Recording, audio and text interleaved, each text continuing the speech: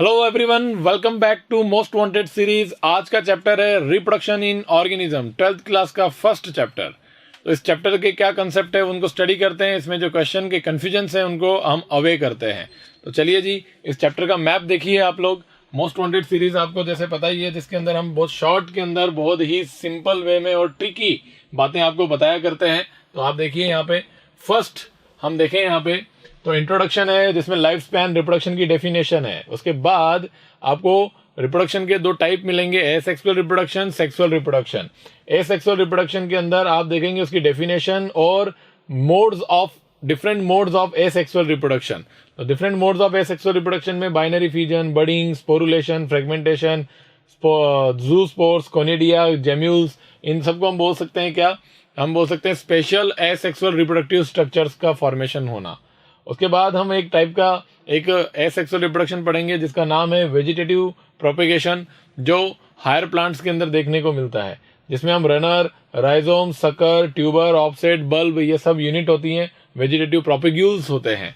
Okay, उसके बाद हम मूव करेंगे सेक्सुअल रिप्रोडक्शन के ऊपर। तो सेक्सुअल रिप्रोडक्शन जो होते हैं वो बेसिकली आपको पता है 3 इवेंट्स होते हैं उसके अंदर। प्री फर्टिलाइजेशन इवेंट, और सबसे वाइटल इवेंट होता है वो फर्टिलाइजेशन इवेंट। उसके बाद पोस्ट फर्टिलाइजेशन इवेंट।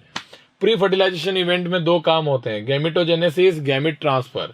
ओके, तो गैमेट ट्रांसफर हो गया, गैमेटोजेनेसिस हो गया।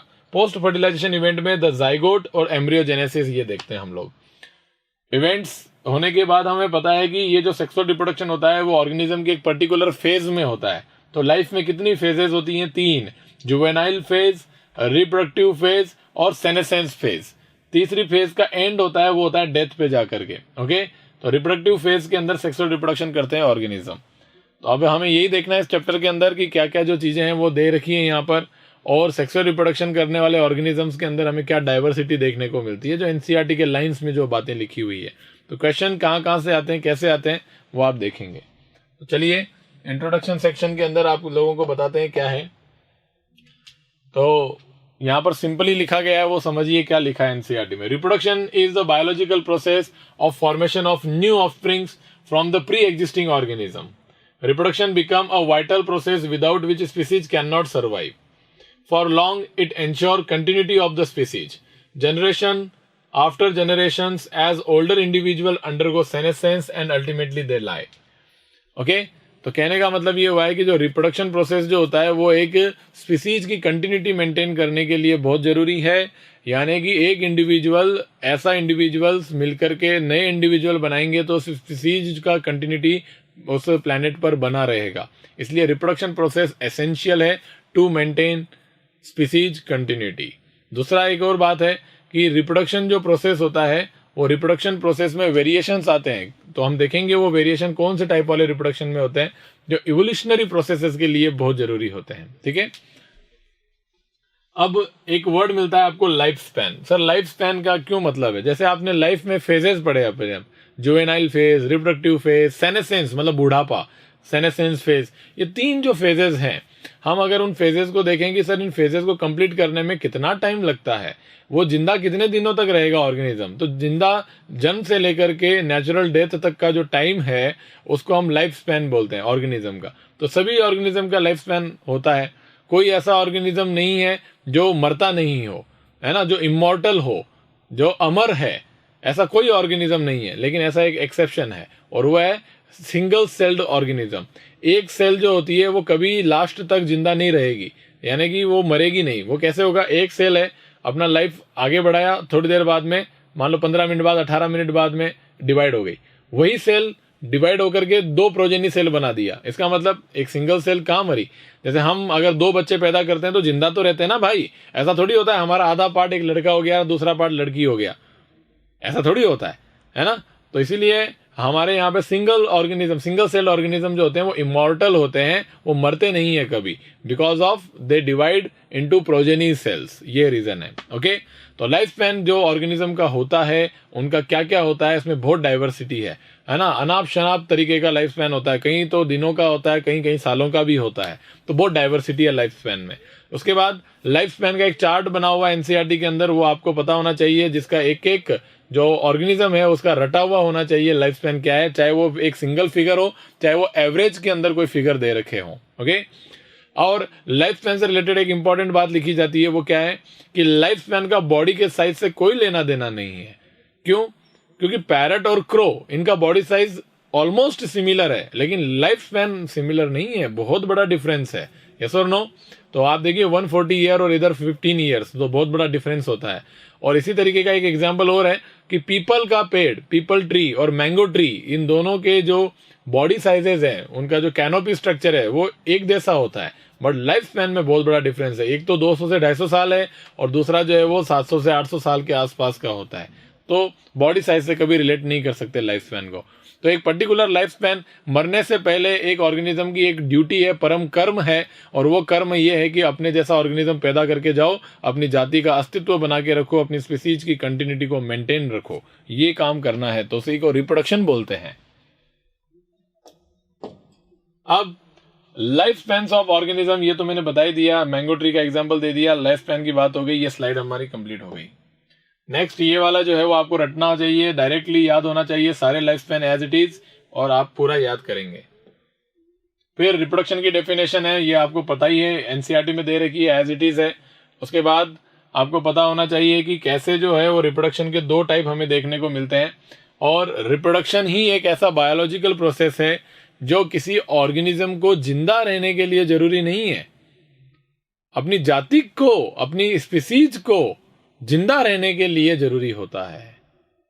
आया समझ में? भाई मैं रिप्रोडक्शन नहीं करता हूं तो अगर ऐसा थोड़ी है कि मैं मर जाऊंगा। हाँ सर, मर तो जाऊंगा ही। तो रिप्रोडक्शन नहीं करेंगे तो इंडिविजुअल जो है वो मरता नहीं है, जरूरी नहीं है, एसेंशियल नहीं है। लेकिन मेरी स्पीसीज कहेगी कि यार तू मक्कार निकला है, तेरे को हमने पैदा करके गलती कर दी, क्योंकि तू रिप्रोडक्शन नहीं कर रहा है, तू जाति, हमारी स्पीसीज का नाम जो है वो मिट्टी में मिला रहा है। तेरा काम है, तेरे को पैदा किया गया था परम कर्म करने के लिए कि अपने मेंबर बढ़ाओ, जैसे कि स्पीसीज जो है वो कंटिन्यू रहे, और तू वही काम नहीं कर रहा है, तो ध्यान रखिए। ओके, तो रिप्रोडक्शन प्रोसेस जो होता है उसी के दौरान वेरिएशंस क्रिएट होते हैं। वेरिएशंस कब क्रिएट होते हैं? वेरिएशंस नए ऑफस्प्रिंग में तब जाते हैं जब फर्टिलाइजेशन होता है, इसको बोलते हैं इनहेरिटेंस। वेरिएशंस जो क्रिएट हुए हैं वो ऑफस्प्रिंग में जाना भी तो जरूरी है, और जाने के लिए इनहेरिटेंस होना जरूरी है, तो उसको तो बोलते हैं इनहेरिटेंस। और क्रिएट होना को, क्रिएट होते हैं तो वो होते हैं गैमेटोजेनेसिस के टाइम पे, मियोसिस के दौरान। During meiosis variations are created, and during fertilisation variations are inherited. Okay, तो भाई रिप्रोडक्शन के टाइप्स हमारे पास में 2 टाइप है, एसेक्सुअल, सेक्सुअल रिप्रोडक्शन। अब यहाँ पर एसेक्सुअल और सेक्सुअल रिप्रोडक्शन के बीच में जो डिफरेंसेस हैं वो आपको समझ में आने चाहिए। तो आपको पता होना चाहिए कि सर एसेक्सुअल रिप्रोडक्शन और सेक्सुअल रिप्रोडक्शन में क्या डिफरेंस है। तो देखो भाई, एसेक्सुअल रिप्रोडक्शन के अंदर ये जो ऑर्गेनिज्म होते हैं रिलेटिवली सिंपल ऑर्गेनिज्म में प्रेजेंट होता है ना। बॉडी साइज जो जैसे बैक्टीरिया हो गया, जो लेवल ऑर्गेनाइजेशन सिंपल होता है, उसमें मोस्ट कॉमन टाइप होता है एसेक्सुअल रिप्रोडक्शन ही उनके लिए मेन टाइप होता है। और सेक्सुअल रिप्रोडक्शन जो होता है वो हायर ऑर्गेनिज्म के लिए सबसे पसंदीदा मोड होता है, उनमें सबसे कॉमन सेक्सुअल रिप्रोडक्शन होता है। ये पहली बात। दूसरी बात, offspring produced by single parent. यहाँ पर जो बच्चे पैदा होंगे वो अकेला पेरेंट ही पैदा कर देगा, अकेला ही इंडिविजुअल बच्चे पैदा कर देगा। एसेक्सुअल रिप्रोडक्शन की खास बात है जिसका कोई एक्सेप्शन नहीं है, नो एक्सेप्शन। तो ये इंपॉर्टेंट पॉइंट हो जाता है एसेक्सुअल रिप्रोडक्शन का। सेक्सुअल रिप्रोडक्शन के लिए ये बात गलत है। सेक्सुअल रिप्रोडक्शन एक सिंगल पेरेंट से भी हो सकता है और एक से ज्यादा पेरेंट से भी हो सकता है। तो सर ज्यादा बार किसका होता है, ज्यादा बार क्या होता है? तो मैक्सिमम टाइम 99% सेक्सुअल रिप्रोडक्शन करने के लिए आपको 2 पेरेंट्स की रिक्वायरमेंट होती है। तो सर क्या ऑलवेज 2 पेरेंट की रिक्वायरमेंट होगी? नो, एक सिंगल पेरेंट भी कर सकता है सेक्सुअल रिप्रोडक्शन। जैसे कि एक प्लांट है जिसके ऊपर बाइसेक्सुअल फ्लावर लगा हुआ है, एक प्लांट है जिसपे बाइसेक्सुअल फ्लावर लगा हुआ है, उसमें पॉलन ग्रेन स्टिग्मा पे चले जाएंगे, नीचे फर्टिलाइजेशन हो जाएगा। तो बताइए एक ही पेड़ के ऊपर फर्टिलाइजेशन हुआ या नहीं हुआ? तो सिंगल पेरेंट में ही सेक्सुअल रिप्रोडक्शन हो सकता है, ऑटोगेमी हो रहा था, है ना। तो वो एक्सेप्शन हो गया, लेकिन यूजुअली मैक्सिमम 2 पेरेंट होता है। इसलिए कहते हैं सेक्सुअल रिप्रोडक्शन बाई पेरेंटल होता है, जिसमें एक पेरेंट का सेक्स मेल होता है, दूसरे का फीमेल होता है। और एसेक्सुअल रिप्रोडक्शन में सेक्सुअलिटी का कोई रोल नहीं है, वहां पर अकेला ही पेरेंट नए ऑर्गेनिज्म बना देगा, always always always asexual. Okay, तीसरा विद और without involvement of gamete. With important है, देखो मैक्सिमम टाइम पे जो एसेक्सुअल रिप्रोडक्शन होता है उसमें गैमेट का फॉर्मेशन नहीं होता, क्योंकि आपको पता है गैमेट बना करके कर क्या लेंगे, गैमेट बनाएंगे, गैमेट का फ्यूजन तो होगा नहीं, क्योंकि एसेक्सुअल रिप्रोडक्शन में कभी गैमेट्स का फ्यूजन नहीं होता। तो जब गैमेट्स को फ्यूजन ही नहीं होना है तो फिर क्यों बना रहे हो गैमेट भाई, बॉडी से ही बना लो ना नया ऑर्गेनिज्म। तो इसलिए मैक्सिमम एसेक्सुअल रिप्रोडक्शन के अंदर गैमेट का फॉर्मेशन नहीं होता। तो क्या सर ऑलवेज गैमेट का फॉर्मेशन नहीं होता एसेक्सुअल रिप्रोडक्शन में? नहीं होता है। तो सर वो गैमेट क्यों बना? अरे भाई गैमेट बना नया ऑर्गेनिज्म बनाने के लिए। हनी बी में, हनी बी के अंदर फीमेल गैमेट बनाती है हनी बी, और फीमेल गैमेट जो है वो फ्यूज भी होता है, वो तो सेक्सुअल रिप्रोडक्शन का हो गया। यहाँ फ्यूजन नहीं हो रहा है, और बिना फ्यूज हुए बिना फर्टिलाइजेशन के वो फीमेल गैमेट ड्रोन बना दे रहा है, मेल बना दे रहा है, मेल बी बना दे रहा है। तो ये जो काम हो रहा है भाई ये गैमेट के थ्रू तो हो रहा है। तो ये भी तो एक टाइप का एसेक्सुअल रिप्रोडक्शन है, जिसको हम पार्थेनोजेनेसिस बोलते हैं, है ना। तो हाँ याद रखिए गैमेट का फॉर्मेशन भी हो सकता है सेक्सुअल रिप्रोडक्शन में, और नहीं भी हो सकता है। ओके, बट गैमेट का फ्यूजन कभी नहीं होगा। Offspring produce are genetically morphologically similar. यहां पर ऑफस्प्रिंग जो होती है वो क्लोन होती है, जो कि जेनेटिकली जीनोटाइप सेम होगा और दिखने में भी सेम होगी, उनको क्लोन बोलते हैं हम लोग, ऑफस्प्रिंग्स को क्लोन बोलते हैं। और ऐसा काम सिर्फ किसमें होगा? एसेक्सुअल रिप्रोडक्शन के अंदर होगा। ओके, और ये पेरेंट की जैसी होती है जिन्हें हम क्लोन बोलते हैं। तो सेक्सुअल रिप्रोडक्शन में जो ऑफस्प्रिंग बनती है वो कभी क्लोन नहीं होती, वो पेरेंट के बिल्कुल आइडेंटिकल नहीं होती, जेनेटिकली और मॉर्फोलॉजिकली थोड़ा बहुत चेंज होता है। तो क्या सर पेरेंट के बिल्कुल आइडेंटिकल एकदम हुबहू नहीं है, तो थोड़े बहुत तो कैरेक्टर होंगे ना पेरेंट्स के? हाँ भाई थोड़े बहुत तो होंगे, लेकिन नए कैरेक्टर भी होंगे।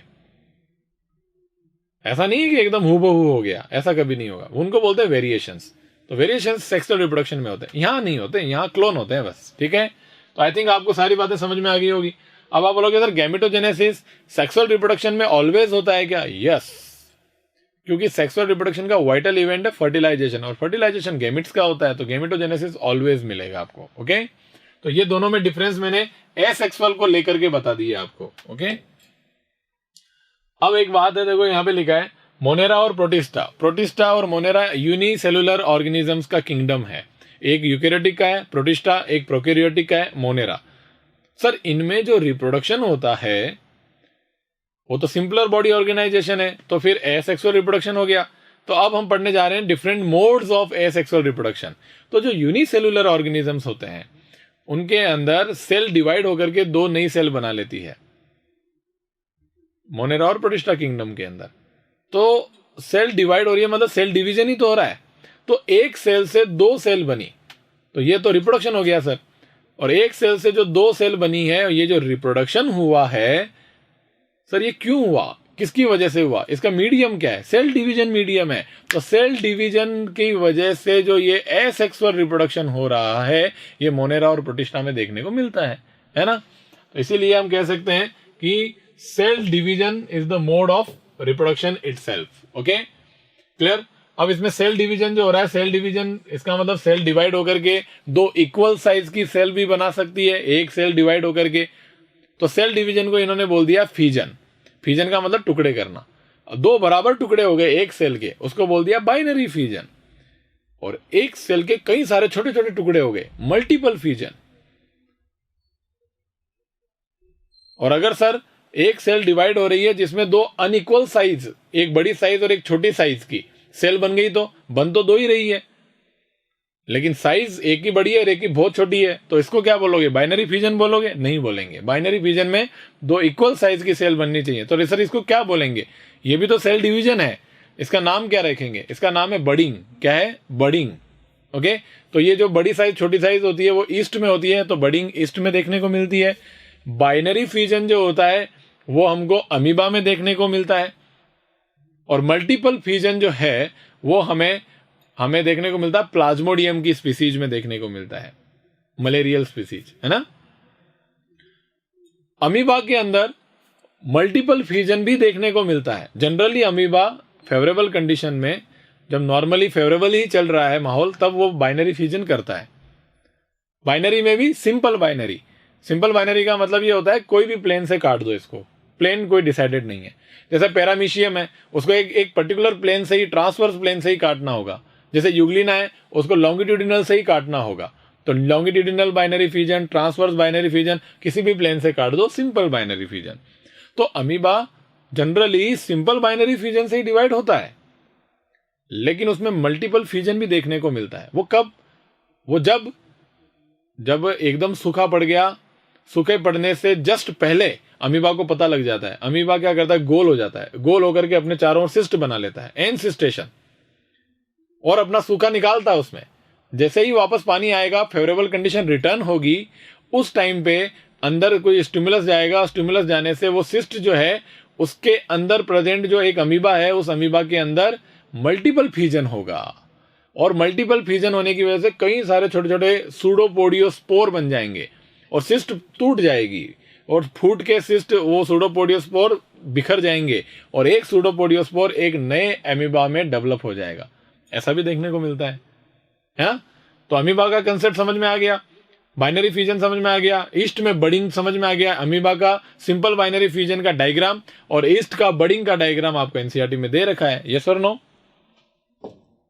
ये ईस्ट बडिंग और ये अमीबा का सिंपल बाइनरी फ्यूजन, दोनों के अंदर ही मोड ऑफ रिप्रोडक्शन जो है वो क्या है, एसेक्सुअल रिप्रोडक्शन है। लेकिन इसमें बेसिकली रिप्रोडक्शन किसकी वजह से हो रहा है? सेल डिवीजन की वजह से हो रहा है ना। दोनों ही मेंबर किसके हैं? प्रोटिस्टा के हैं। और बैक्टीरिया में तो होता ही है यार, बाइनरी फ्यूजन देखते ही हुआ बैक्टीरिया डिवाइड हो जाता है। तो मोनेरा किंगडम भी आ गया। वहां पर जो डिवीजन का टाइप होता है, यहां पर आप बोलोगे सर सेल डिवाइड हो रही है, दो में तो सेल डिवीजन हो रहा है, तो सेल डिवीजन कौन सा है? मियोसिस, माइटोसिस, फलाना ढिमका, कौन सा? तो ध्यान रखिए, यहां पर और यहां पर यूकैरियोटिक सेल है, और यहां जो डिवीजन हो रहा है वो है एमाइटोसिस। कौन सा है? एमाइटोसिस डिवीजन हो रहा है, माइटोसिस नहीं, एमाइटोसिस। और बैक्टीरिया में जो बाइनरी फ्यूजन हो रहा है सर, उसमें भी एमाइटोसिस है। तो दोनों में ही जो डिवीजन हो रहा है, सेल डिवीजन, वो एमाइटोसिस है। कौन सा है? एमाइटोसिस। अब स्पेशल एसेक्सुअल रिप्रोडक्टिव स्ट्रक्चर्स भी बनती हैं, वो आपको डायरेक्ट रटनी है। क्या क्या रटनी है भाई? ये देख लो, यहाँ पर ये स्पोरेंजियम है, स्पोरेंजियम में ये स्पोरेंजियोस्पोर्स हैं जो चलते हैं, दो बाइफ्लैजिलेटेड हैं, जूस्पोर्स, और ये जो है वो जूस्पोर्स का, ये स्पोरेंजियोस्पोर का ऐसा स्ट्रक्चर का फॉर्मेशन एक पर्टिकुलर एल्गी में होता है, जो यूनिसेलुलर एल्गी है जिसका नाम है क्लेमिडोमोनास।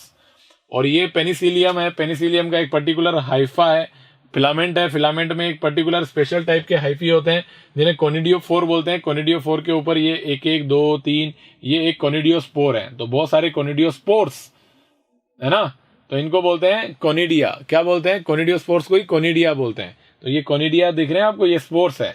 ये बॉडी में कैसे होते हैं? बाहर की तरफ बनते हैं, इसलिए इनको एक्सोजीनस बोलते हैं। एक्सोजीनस स्पोर है जो पेनिसिलियम नोटेटम नाम की फंजाई में प्रेजेंट होता है ना। स्पेशल एसेक्सुअल रिप्रोडक्टिव स्ट्रक्चर पहला है जूस्पोर, दूसरा है कोनिडिया, और तीसरा है बर्ड। ये जो बर्ड होती है, ये बर्ड जो होती है वो हाइड्रा के अंदर, साइड के अंदर बनती है। ओके, और ये जो स्ट्रक्चर दिख रहा है इसको बोलते हैं गैम्यूल, और ये गैम्यूल जो होता है वो स्पॉन्जेस के अंदर प्रेजेंट होता है। स्पेशल एसेक्सुअल रिप्रोडक्टिव स्ट्रक्चर होती है, ये नया स्पॉन्ज बना सकता है और ये नया हाइड्रा बना सकता है। तो ये आपको रटा हुआ होना चाहिए with the diagram. Asexual reproduction के अंदर ये स्पोरुलेशन वाला कंसेप्ट मैंने बता दिया आपको, जो अमीबा में होता है, एनसिस्टेशन एंड स्पोरुलेशन। अब एक और तरीका होता है, वो होता है फ्रेगमेंटेशन, और दूसरा होता है रीजनरेशन। इनमें बड़ा कंफ्यूजन होता है लोगों को।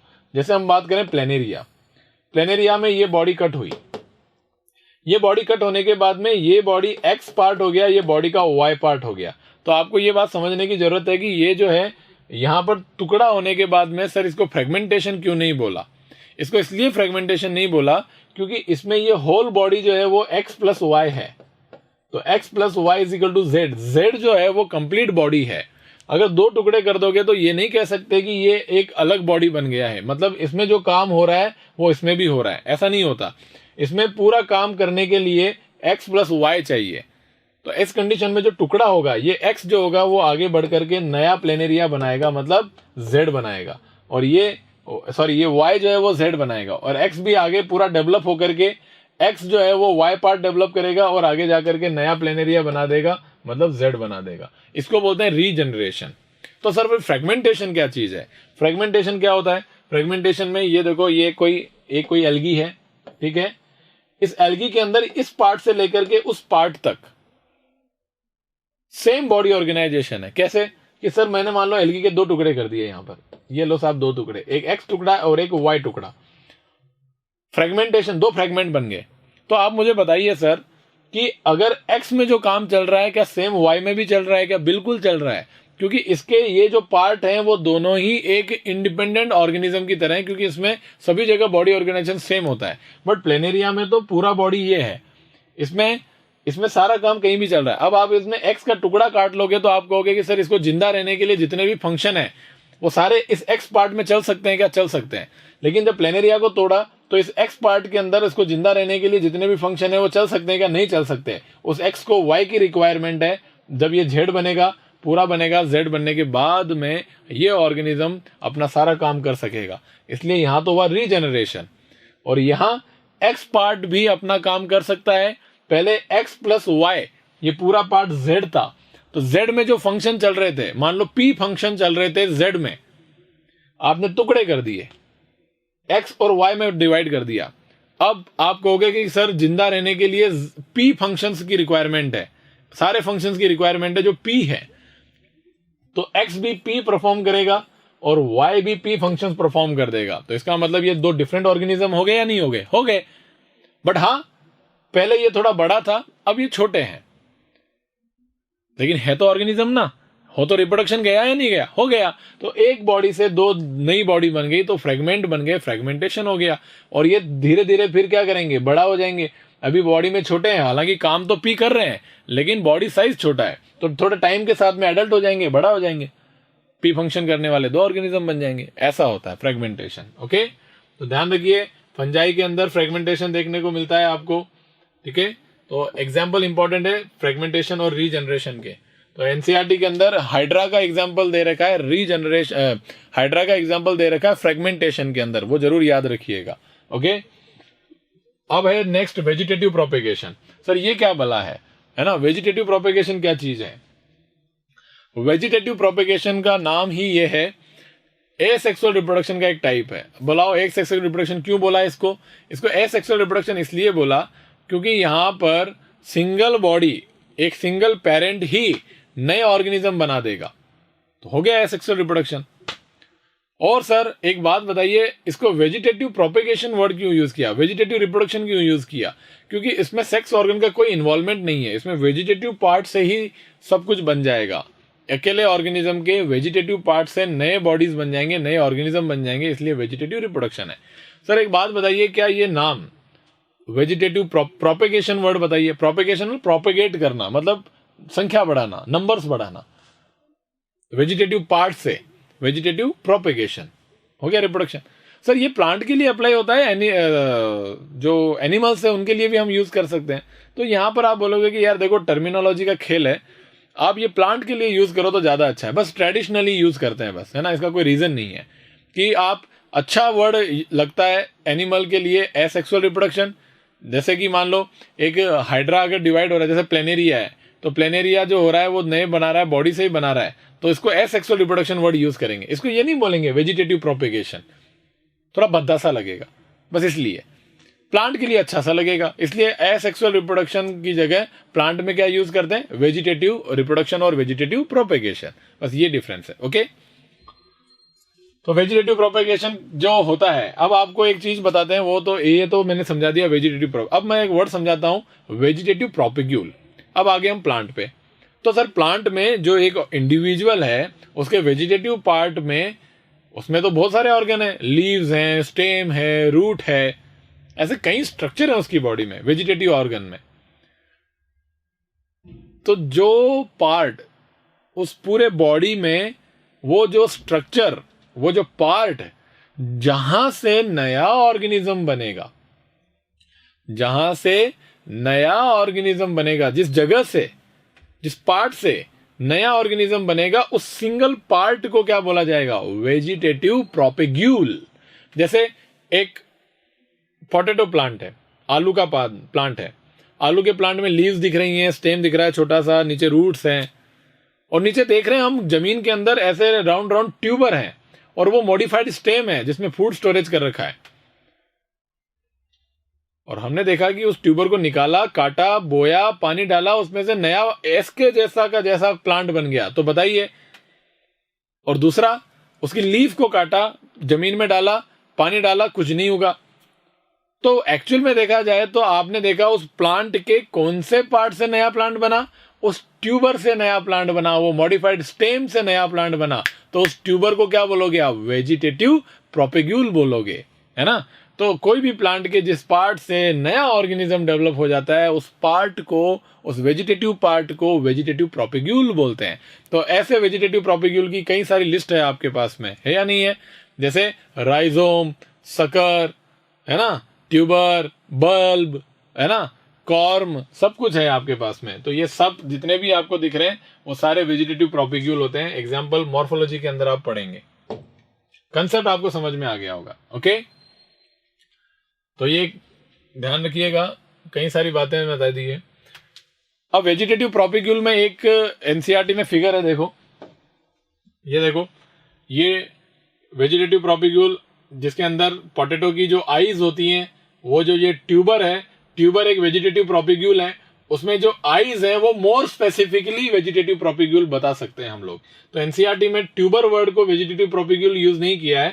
जो एनसीईआरटी में जो लिखा है डायग्राम में, तो वेजिटेटिव प्रोपेग्यूल की लिस्ट में eyes of potato is vegetative propagule. हालांकि पार्ट तो ट्यूबर का ही है, लेकिन लिखा है तो आपको भी याद रखना चाहिए, eyes of potato is vegetative propagule. यहाँ राइजोम है जिंजर के अंदर, ये अगेव के अंदर बल्बिल है जो वेजिटेटिव प्रोपेग्यूल है, और ये ब्रायोफिलम के अंदर क्या है भाई? Adventitious birds. तो इनको हम बोलते हैं लीफ बर्ड्स। क्या बोलते हैं? Leaf bird. एनसीईआरटी के लाइन बहुत इंपॉर्टेंट होती है, वर्ड्स बहुत इंपॉर्टेंट होते हैं। यहां लिखा है एडवेंटिशियस बर्ड्स। बर्ड्स के टाइप होते हैं, जहां जगह पर होने चाहिए उसके अलावा किसी और जगह पे लीफ पे कोई बर्ड नहीं होती, लेकिन है, एडवेंटिशियस नाम दे दिया। तो ये एडवेंटिशियस बर्ड्स जो है वो नए प्लांट को बना देगी। तो इन बर्ड को बोलते हैं लीफ बर्ड्स। तो leaf buds are vegetative propagule, okay, in Bryophyllum. और ये देखो, ये वाटर हाइसिंथ है, आइकोर्निया। आइकोर्निया में ये देखो, ये पार्ट आगे गया, ये रिपीट हुआ, फिर आगे गया, रिपीट हुआ। तो ये जो पार्ट है ये आगे दिख ही रहा है यहाँ पर, आपको समझ में आना चाहिए कि ये मान लो इसको गायब कर दो, तो ये जो पार्ट है ये ऐसा पार्ट बना रहा है।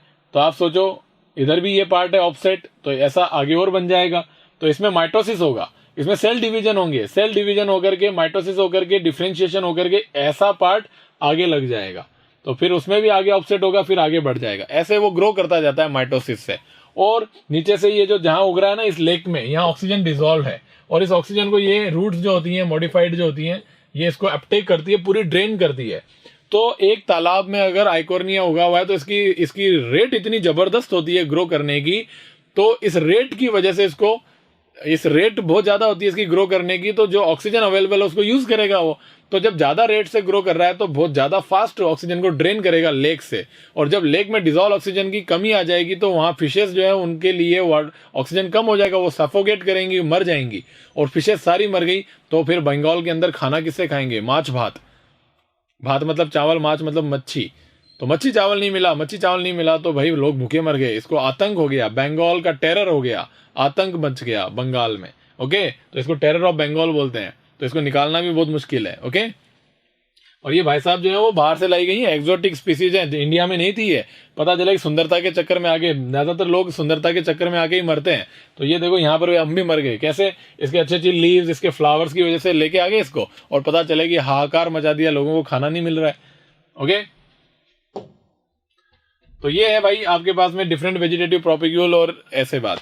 अब आपको क्या हुआ कि इन्होंने नेचुरली, किसान भाइयों ने क्या देखा, और जो हॉर्टिकल्चरिस्ट है, एग्रीकल्चरिस्ट है, इन लोगों ने क्या देखा कि बागान वागान में जो क्या कहते हैं, फल उगाने वाले जो लोग हैं, है ना, हॉर्टिकल्चरिस्ट, और एग्रीकल्चरिस्ट जो अनाज वगैरह उगाते हैं वो लोग, उन दोनों को पता लग गया कि यार ऐसा नेचर में हो रहा है कि कोई एक जगह है प्लांट की बॉडी में, वेजिटेटिव पार्ट में, जहां नमी वमी डालो, कुछ अच्छी चीज डालो, बढ़िया उगने वाली, ग्रो करने वाली, सीड जर्मिनेशन में डालते हैं वो, तो वहां से नया प्लांट बन जाता है।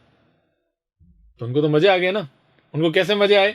उनको ऐसे मजे आए कि एक प्लांट लेकर के आए वो हाइब्रिड, पैसा खर्च करके, जो बहुत अच्छे संतरे बनाता है, बहुत अच्छे फ्रूट बनाता है, और हमें चाहिए क्लोन, हमें वही प्लांट चाहिए एज इट इज, हमें सेक्सुअल रिप्रोडक्शन नहीं करने देना है। क्यों? क्योंकि सेक्सुअल रिप्रोडक्शन होगा तो कोई अनवांटेड रिप्रोडक्शन हो जाएगा और हमारे कैरेक्टर एक जैसे नहीं रहेंगे, हमारी कॉपी नहीं बनेगी, फोटो कॉपी नहीं बनेगी, वेरिएशन आ जाएंगे। लेकिन हम चाहते हैं कि जैसा प्लांट हम हैं लेके आए हैं वैसा का वैसा प्लांट चाहिए, तो उसके बॉडी से ही कोई नया प्लांट बन जाए तो मजा आ जाए। फोटोकॉपी हो गई, प्रोडक्शन कितना जबरदस्त होगा, हम इसको काट के उगा देंगे नीचे। तो ऐसा करते हुए उनको पता लग गया कि नोड जैसी कोई चीज होती है जिसपे होती है बर्ड, और बर्ड में कैपेसिटी होती है टोटीपोटेंसी की। टोटीपोटेंसी मतलब नया प्लांट बनाने की कैपेसिटी होती है, बस उसको नमी और फेवरेबल कंडीशन चाहिए। तो ऐसा लोगों को पता लगा, तो वो डिफरेंट तरीके से, आर्टिफिशियल तरीके से वेजिटेटिव प्रोपेगेशन कराने लग गए। और आर्टिफिशियल वेजिटेटिव प्रोपेगेशन के नतीजे हैं आपके सामने, डहेलिया, बनाना, एप्पल्स, ऑरेंजेस, ये डिफरेंट आर्टिफिशियल टेक्निक्स के थ्रू बेस्ट वैरायटी के क्लोन बना बना करके इन्होंने प्रोपेगेशन करके प्रोडक्टिविटी को बढ़ा लिया। तो कई तरीके के आर्टिफिशियल वेजिटेटिव प्रोपेगेशन होते हैं, डिफरेंट टेक्निक्स होती हैं, लेकिन आपको टेक्निक्स याद नहीं रखनी है, आपको प्रिंसिपल याद रखना है कि आपको पता है कि प्लांट के अंदर बर्ड्स होती हैं, कहीं पर भी उन बर्ड्स को आप फेवरेबल कंडीशन दो, वहां माइटोसिस होगा और माइटोसिस करके नया प्लांट बन जाएगा। जैसे देखो यहाँ पे आइकोर्निया में ऑफसेट था, शॉर्ट इंटरनोड, उसमें माइटोसिस होकर के नया ऑफसेट बनाता जा रहा है आगे, है ना। ऐसे ये नीट में भी आया हुआ है क्वेश्चन, आप लोगों को पता होगा।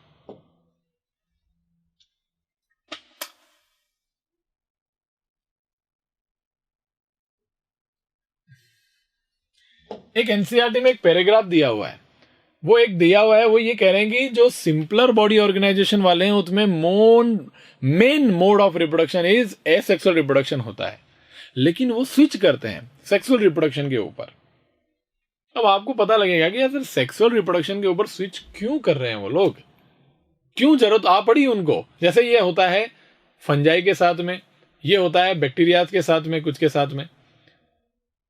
तो ये क्यों करते हैं सर? ये एसेक्सुअल रिप्रोडक्शन कर रहे थे तो उसी से लगे रहो ना, तुम सेक्सुअल रिप्रोडक्शन को मोड को यूज क्यों कर रहे हो?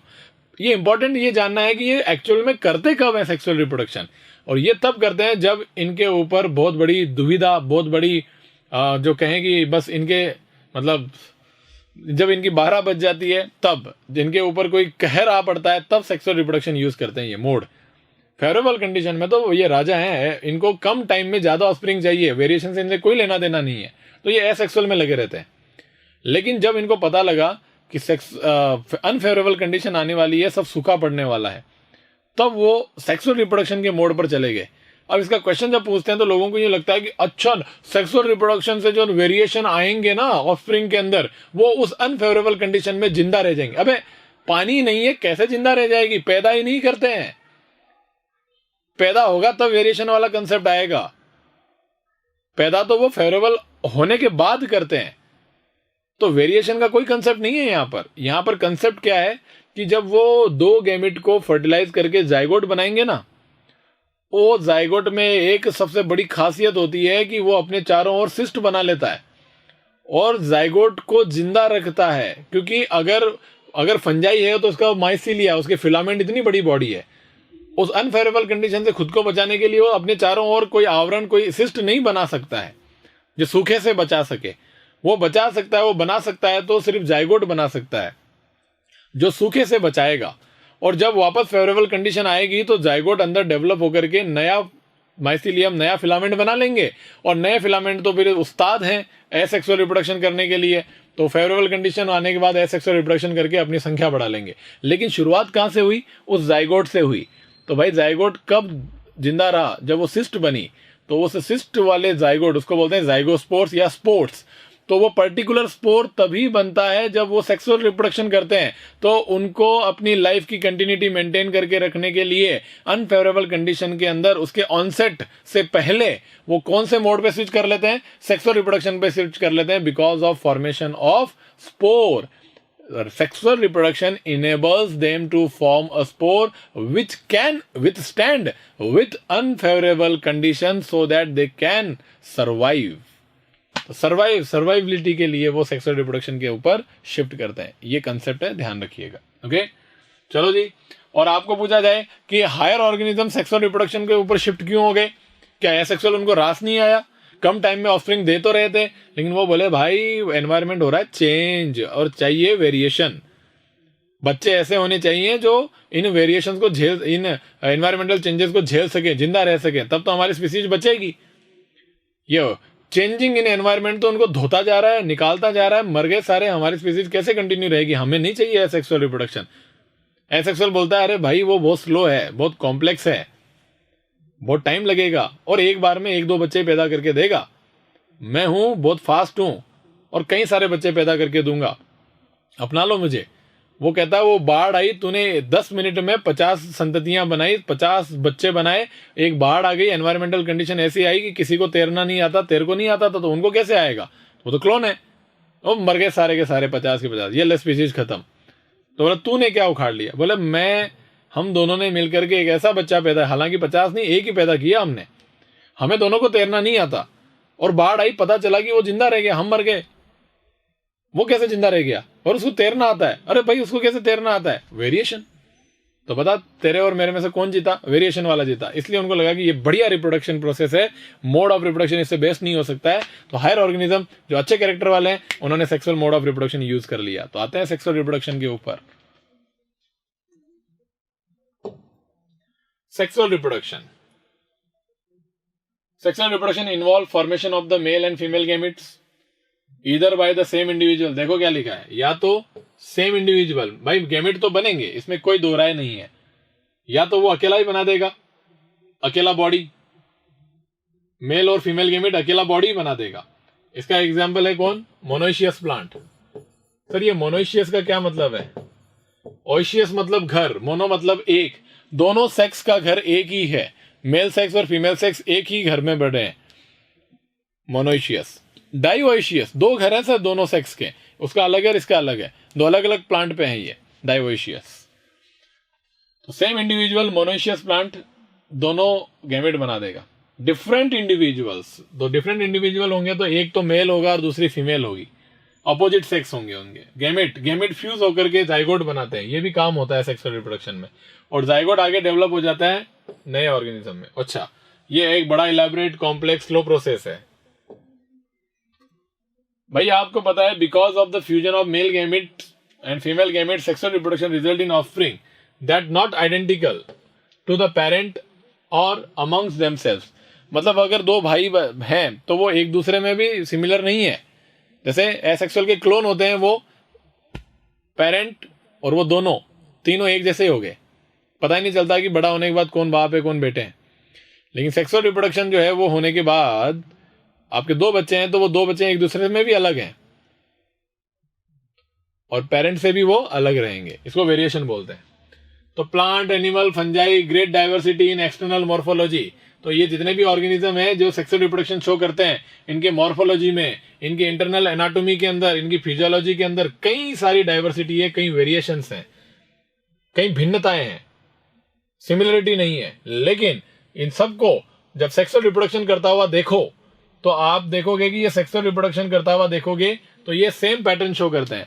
सेक्सुअल रिप्रोडक्शन का जो तरीका होता है सबका सेम है, इतनी डाइवर्सिटी है, लेकिन तरीका वही है। Pre fertilisation, gametogenesis, gamete transfer, gamete fusion, fertilisation, post fertilisation के अंदर एम्ब्रियो के बाद में जाइगोट के बाद में एम्ब्रियोजेनेसिस, न्यू ऑर्गेनिज्म, ये सारा पैटर्न सेम फॉलो कर रहे हैं।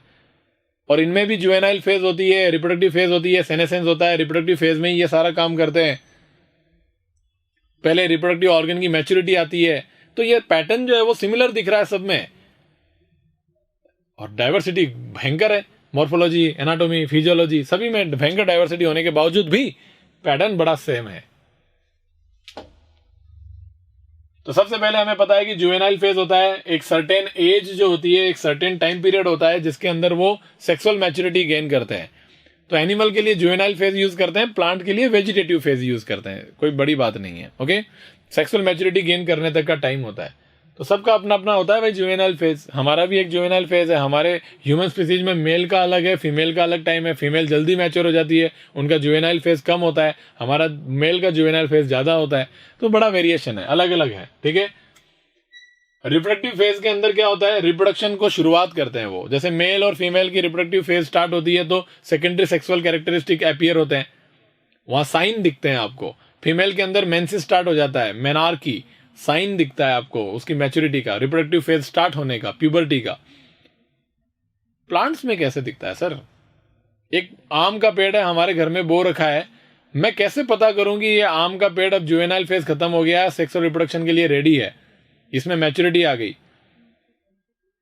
फर्स्ट टाइम फ्लावरिंग, अगर पहली बार फ्लावरिंग स्टार्ट हुई है, आप बचपन से देख रहे हो कभी फ्लावर नहीं लगे उसमें, जिस टाइम पे उसमें फ्लावर लगे, फर्स्ट टाइम फ्लावरिंग, यानी कि जब से बोया और जब फ्लावरिंग हुई, वो जो टाइम है वो उसका जुवेनाइल फेज, ये वेजिटेटिव फेज होगा।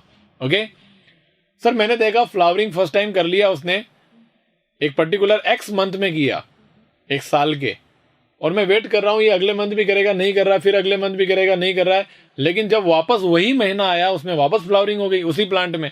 तो सर एक प्लांट एक से ज्यादा बार भी फ्लावरिंग कर सकता है क्या? हाँ सर। ऐसे प्लांट को क्या बोलते हैं? ऐसे प्लांट को सर बोलते हैं पॉलीकार्पिक। सर पॉलीकार्पिक का मतलब क्या है? कार्प मतलब फ्रूट, बार बार फ्रूट दे रहा है। तो सर जब फ्लावरिंग होगी तो क्या फ्रूट भी बनते हैं क्या? हाँ, फ्लावर से ही फ्रूट बनते हैं, फ्लावर ही फ्रूट में कन्वर्ट होता है, क्योंकि सेक्सुअल रिप्रोडक्शन उसी में ही होता है। तो सर सेक्सुअल रिप्रोडक्शन फ्लावर में ही होता है, तो सेक्सुअल ऑर्गन भी फ्लावर में है क्या? हाँ, सेक्सुअल ऑर्गन फ्लावर में है, वहीं फर्टिलाइजर, वहीं गैमेट बन रहे हैं, वहीं गैमेट का फ्यूजन हो रहा है, फीमेल गैमेट फ्यूज होकर के जाइगोट बना रहा है, जाइगोट आगे जाकर के सीड बनाएगा और वहीं फ्लावर से वहीं फ्रूट बन गया। तो फ्लावरिंग हुई मतलब एक बार फ्रूट बने, तो दूसरी बार फ्लावरिंग हुई, दूसरी बार फ्रूट बने। तो एक बार से ज्यादा अगर कोई प्लांट फ्लावरिंग और फ्रूटिंग करता है तो उसको बोलते हैं पॉलीकार्पिक, और लाइफ में एक ही बार करता है flowering fruiting, monocarpic. Correct sir. वो आम का पेड़ जो है वो कई सालों से हमारे घर में लगा हुआ है, मरता ही नहीं है। और एक गेहूं जो है हमारे खेत में गया मैं, हमने सर्दियों के स्टार्टिंग में गेहूं के दाने डाले, गेहूं बड़ा हुआ, गेहूं लग गए, फ्लावरिंग हुई, उसमें फ्लावर लगे, उसके बाद वो फ्रूट में कन्वर्ट हो गए, बीज बन गए, ग्रेन्स बन गए, ग्रेन में कन्वर्ट हुए, ग्रेन्स बन गए, और ग्रेन को हमने हार्वेस्ट कर लिया और वो सूख गया, सूखने के बाद खेत खाली हो गया। और सर ये तो 4 से 6 महीने के बीच में सिलसिला खत्म हो गया, यानी एक साल भी जिंदा नहीं रहा वो प्लांट। तो यस, तो इस आधार पर, इस बेसिस पे प्लांट को डिवाइड किया गया। प्लांट्स जो लाइफ साइकिल 0 से 12 महीने में खत्म कर देते हैं, उसके अंदर अंदर ही 12 महीने से कम में ही खत्म कर देते हैं, उनको बोलते हैं एनुअल प्लांट। और एक प्लांट जो अपना लाइफ साइकिल 12 महीने से ज्यादा लेकिन 24 महीने से कम, मतलब 12 महीने हो गए अभी भी जिंदा है, अगले महीने आएंगे, लेकिन 24 महीने से पूरे होने नहीं देता है, 24 महीने से पहले पहले ही मर जाएगा, ऐसे प्लांट को बोलते हैं बायएनियल। ओके। और ऐसे प्लांट जो 2 साल से भी ज्यादा, 24 महीने से भी ज्यादा जिंदा रह रहे हैं, उनको बोलेंगे पेरिनियल प्लांट। तो perennial, biennial, annual, monocarpic, polycarpic. अब यहां पर एक कंसेप्ट है, वो याद रखिएगा, कान खोल के सुनिए। All annuals and biennials are monocarpic. वो एक ही बार फ्रूटिंग, फ्लावरिंग और फ्रूटिंग करेंगे, एनुअल और biennial plant. But perennial plant can be, and perennial plant can be monocarpic as well as polycarpic. तो पेरिनियल प्लांट जो होते हैं वो मोनोकार्पिक भी हो सकते हैं और पॉलीकार्पिक भी हो सकते हैं। तो पॉलीकार्पिक तो आपको पता लग ही गया, जैसे एनुअल और बाइनियल तो ऑलवेज एनुअल और बाइनियल तो ऑलवेज मोनोकार्पिक होंगे। तो फिर पेरिनियल कौन बचा? पॉलीकार्पिक ही तो बचा ओनली। हाँ, तो लोगों को लगता है कि सर पेरिनियल प्लांट जो है केवल वही पॉलीकार्पिक है। हाँ, तो लोगों को लगता है कि सारे पेरिनियल प्लांट पॉलीकार्पिक होते हैं। नहीं, all perennial plants are not polycarpic, they can be monocarpic. तो सर इसका एग्जाम्पल बता दो कुछ। तो पेरिनियल प्लांट है हमारे पास में 2, एक है बैम्बू की स्पीसीज, बैम्बू टल्टा, और दूसरा है स्ट्रोबिलेंथस कुंथियाना, नीला कुरेंजी। ये 2 प्लांट पेरिनियल हैं, 2 साल से भी ज्यादा का लाइफ स्पैन है इनका। और कैसे प्लांट है? कैसे प्लांट है? ये है आपको याद रखना है कि जो बैम्बू का स्पीसीज है, बैम्बू का जो स्पीसीज है वो मोनोकार्पिक है और स्ट्रोबिलेंथस कुंथियाना जो है वो पॉलीकार्पिक है। तो आपको एग्जांपल दे रहा था मैं किसका, पेरिनियल मोनोकार्पिक का। तो पेरिनियल मोनोकार्पिक एक है, वो है बैम्बू की स्पीसीज। जो पेरिनियल है बहुत लंबे टाइम तक जिंदा रह रहा है लेकिन लाइफ में एक ही बार फ्लावरिंग करेगा, दैट्स इट। ओके, तो याद रहेगा आपको, क्लियर। और वो करता है 50 से 100 साल के बीच में कभी भी।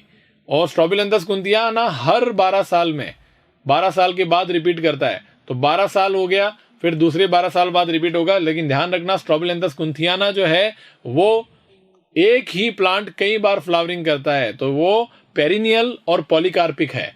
और बैम्बू का प्लांट जो है वो पेरिनियल मोनोकार्पिक है। ओके, तो स्ट्रोबिलेंथस कुंथियाना की हिस्ट्री तो आपको पता ही है। अभी लास्ट फ्लावरिंग कब करी थी तो ध्यान रखना 2018 के अंदर फ्लावरिंग करी थी उसने। ओके, अगस्त सितंबर 2018 लास्ट फ्लावर्ड। एनसीईआरटी में अगर ये दिखा हुआ हो तो टिक ये करिएगा, अगस्त 2018 वाला। अगर ये ऑप्शन में नहीं हो तो जो एनसीईआरटी में लिखा है वो टिक कर देना, 2006 वाला, सितंबर अक्टूबर 2006। तो ये प्लांट जो होता है वो केरला, इनके जो मुन्नार वगैरह एरिया है वहां पर होता है स्ट्रोबिलेंथस कुंथियाना। तो ये सब बातें मैंने आपको बता दी है। तो ये प्लांट के लिए मैंने जो रिप्रोडक्टिव फेज है, रिप्रोडक्टिव फेज के अंदर जो चीजें होती है प्लांट में वो मैंने आपको बताई है। तो आप सोचो, मैंने प्लांट को रिप्रोडक्शन के बेसिस पे डिवाइड कर दिया नहीं कर दिया, है ना। अब एक चीज और बतानी है आपको सर, पॉलीकार्पिक और पेरिनियल प्लांट के बारे में। एक प्लांट 2 साल से ज्यादा जिंदा है और एक से ज्यादा बार फ्लावरिंग करता है, तो पेरिनियल और पॉलीकार्पिक हो गया। लेकिन आम का पेड़ देखा आपने सर, वो एक पर्टिकुलर साल के पर्टिकुलर महीने में ही क्या करेगा, फ्लावरिंग करेगा, एक इंटरवल में रिपीटेशन करेगा। तो इनको हम बोलते हैं एक पर्टिकुलर मौसम में, सीजन में ही फ्लावरिंग करेगा। तो ऐसे पेरिनियल पॉलीकार्पिक को हम बोलते हैं पेरिनियल पॉलीकार्पिक सीजनल प्लांट, क्योंकि वो एक पर्टिकुलर सीजन में ही ब्रीडिंग करते हैं, सेक्सुअल रिप्रोडक्शन करते हैं।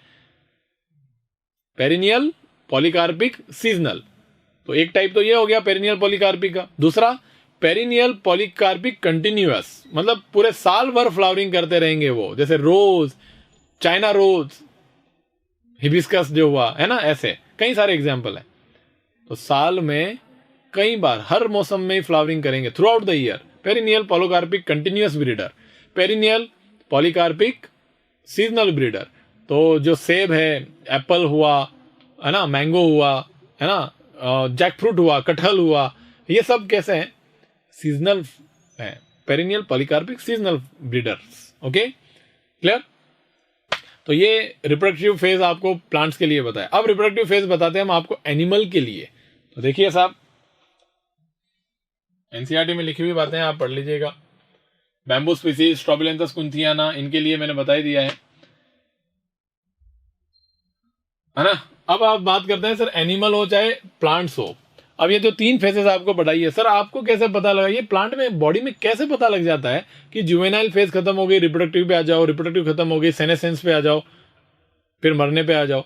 तो ये जो ट्रांजिशन होता है जुवेनाइल का रिप्रोडक्टिव में, रिप्रोडक्टिव का ट्रांजिशन में, ये किससे कंट्रोल्ड होता है, ये होता है हार्मोन से कंट्रोल। इसलिए ये लाइन बहुत इंपॉर्टेंट है, बट बेसिकली एनिमल के लिए ज्यादा इंपॉर्टेंट है। क्या, इन animals the juvenile phase is followed by morphologically and physiologically changes prior to the active behavior, active reproductive behavior। तो रिप्रोडक्टिव बिहेवियर चेंज होता है उसकी वजह से। अभी मैं आपको और बताऊंगा, कहाँ गया वो, ये लाइन जो है वो बताना चाहूंगा मैं आपको।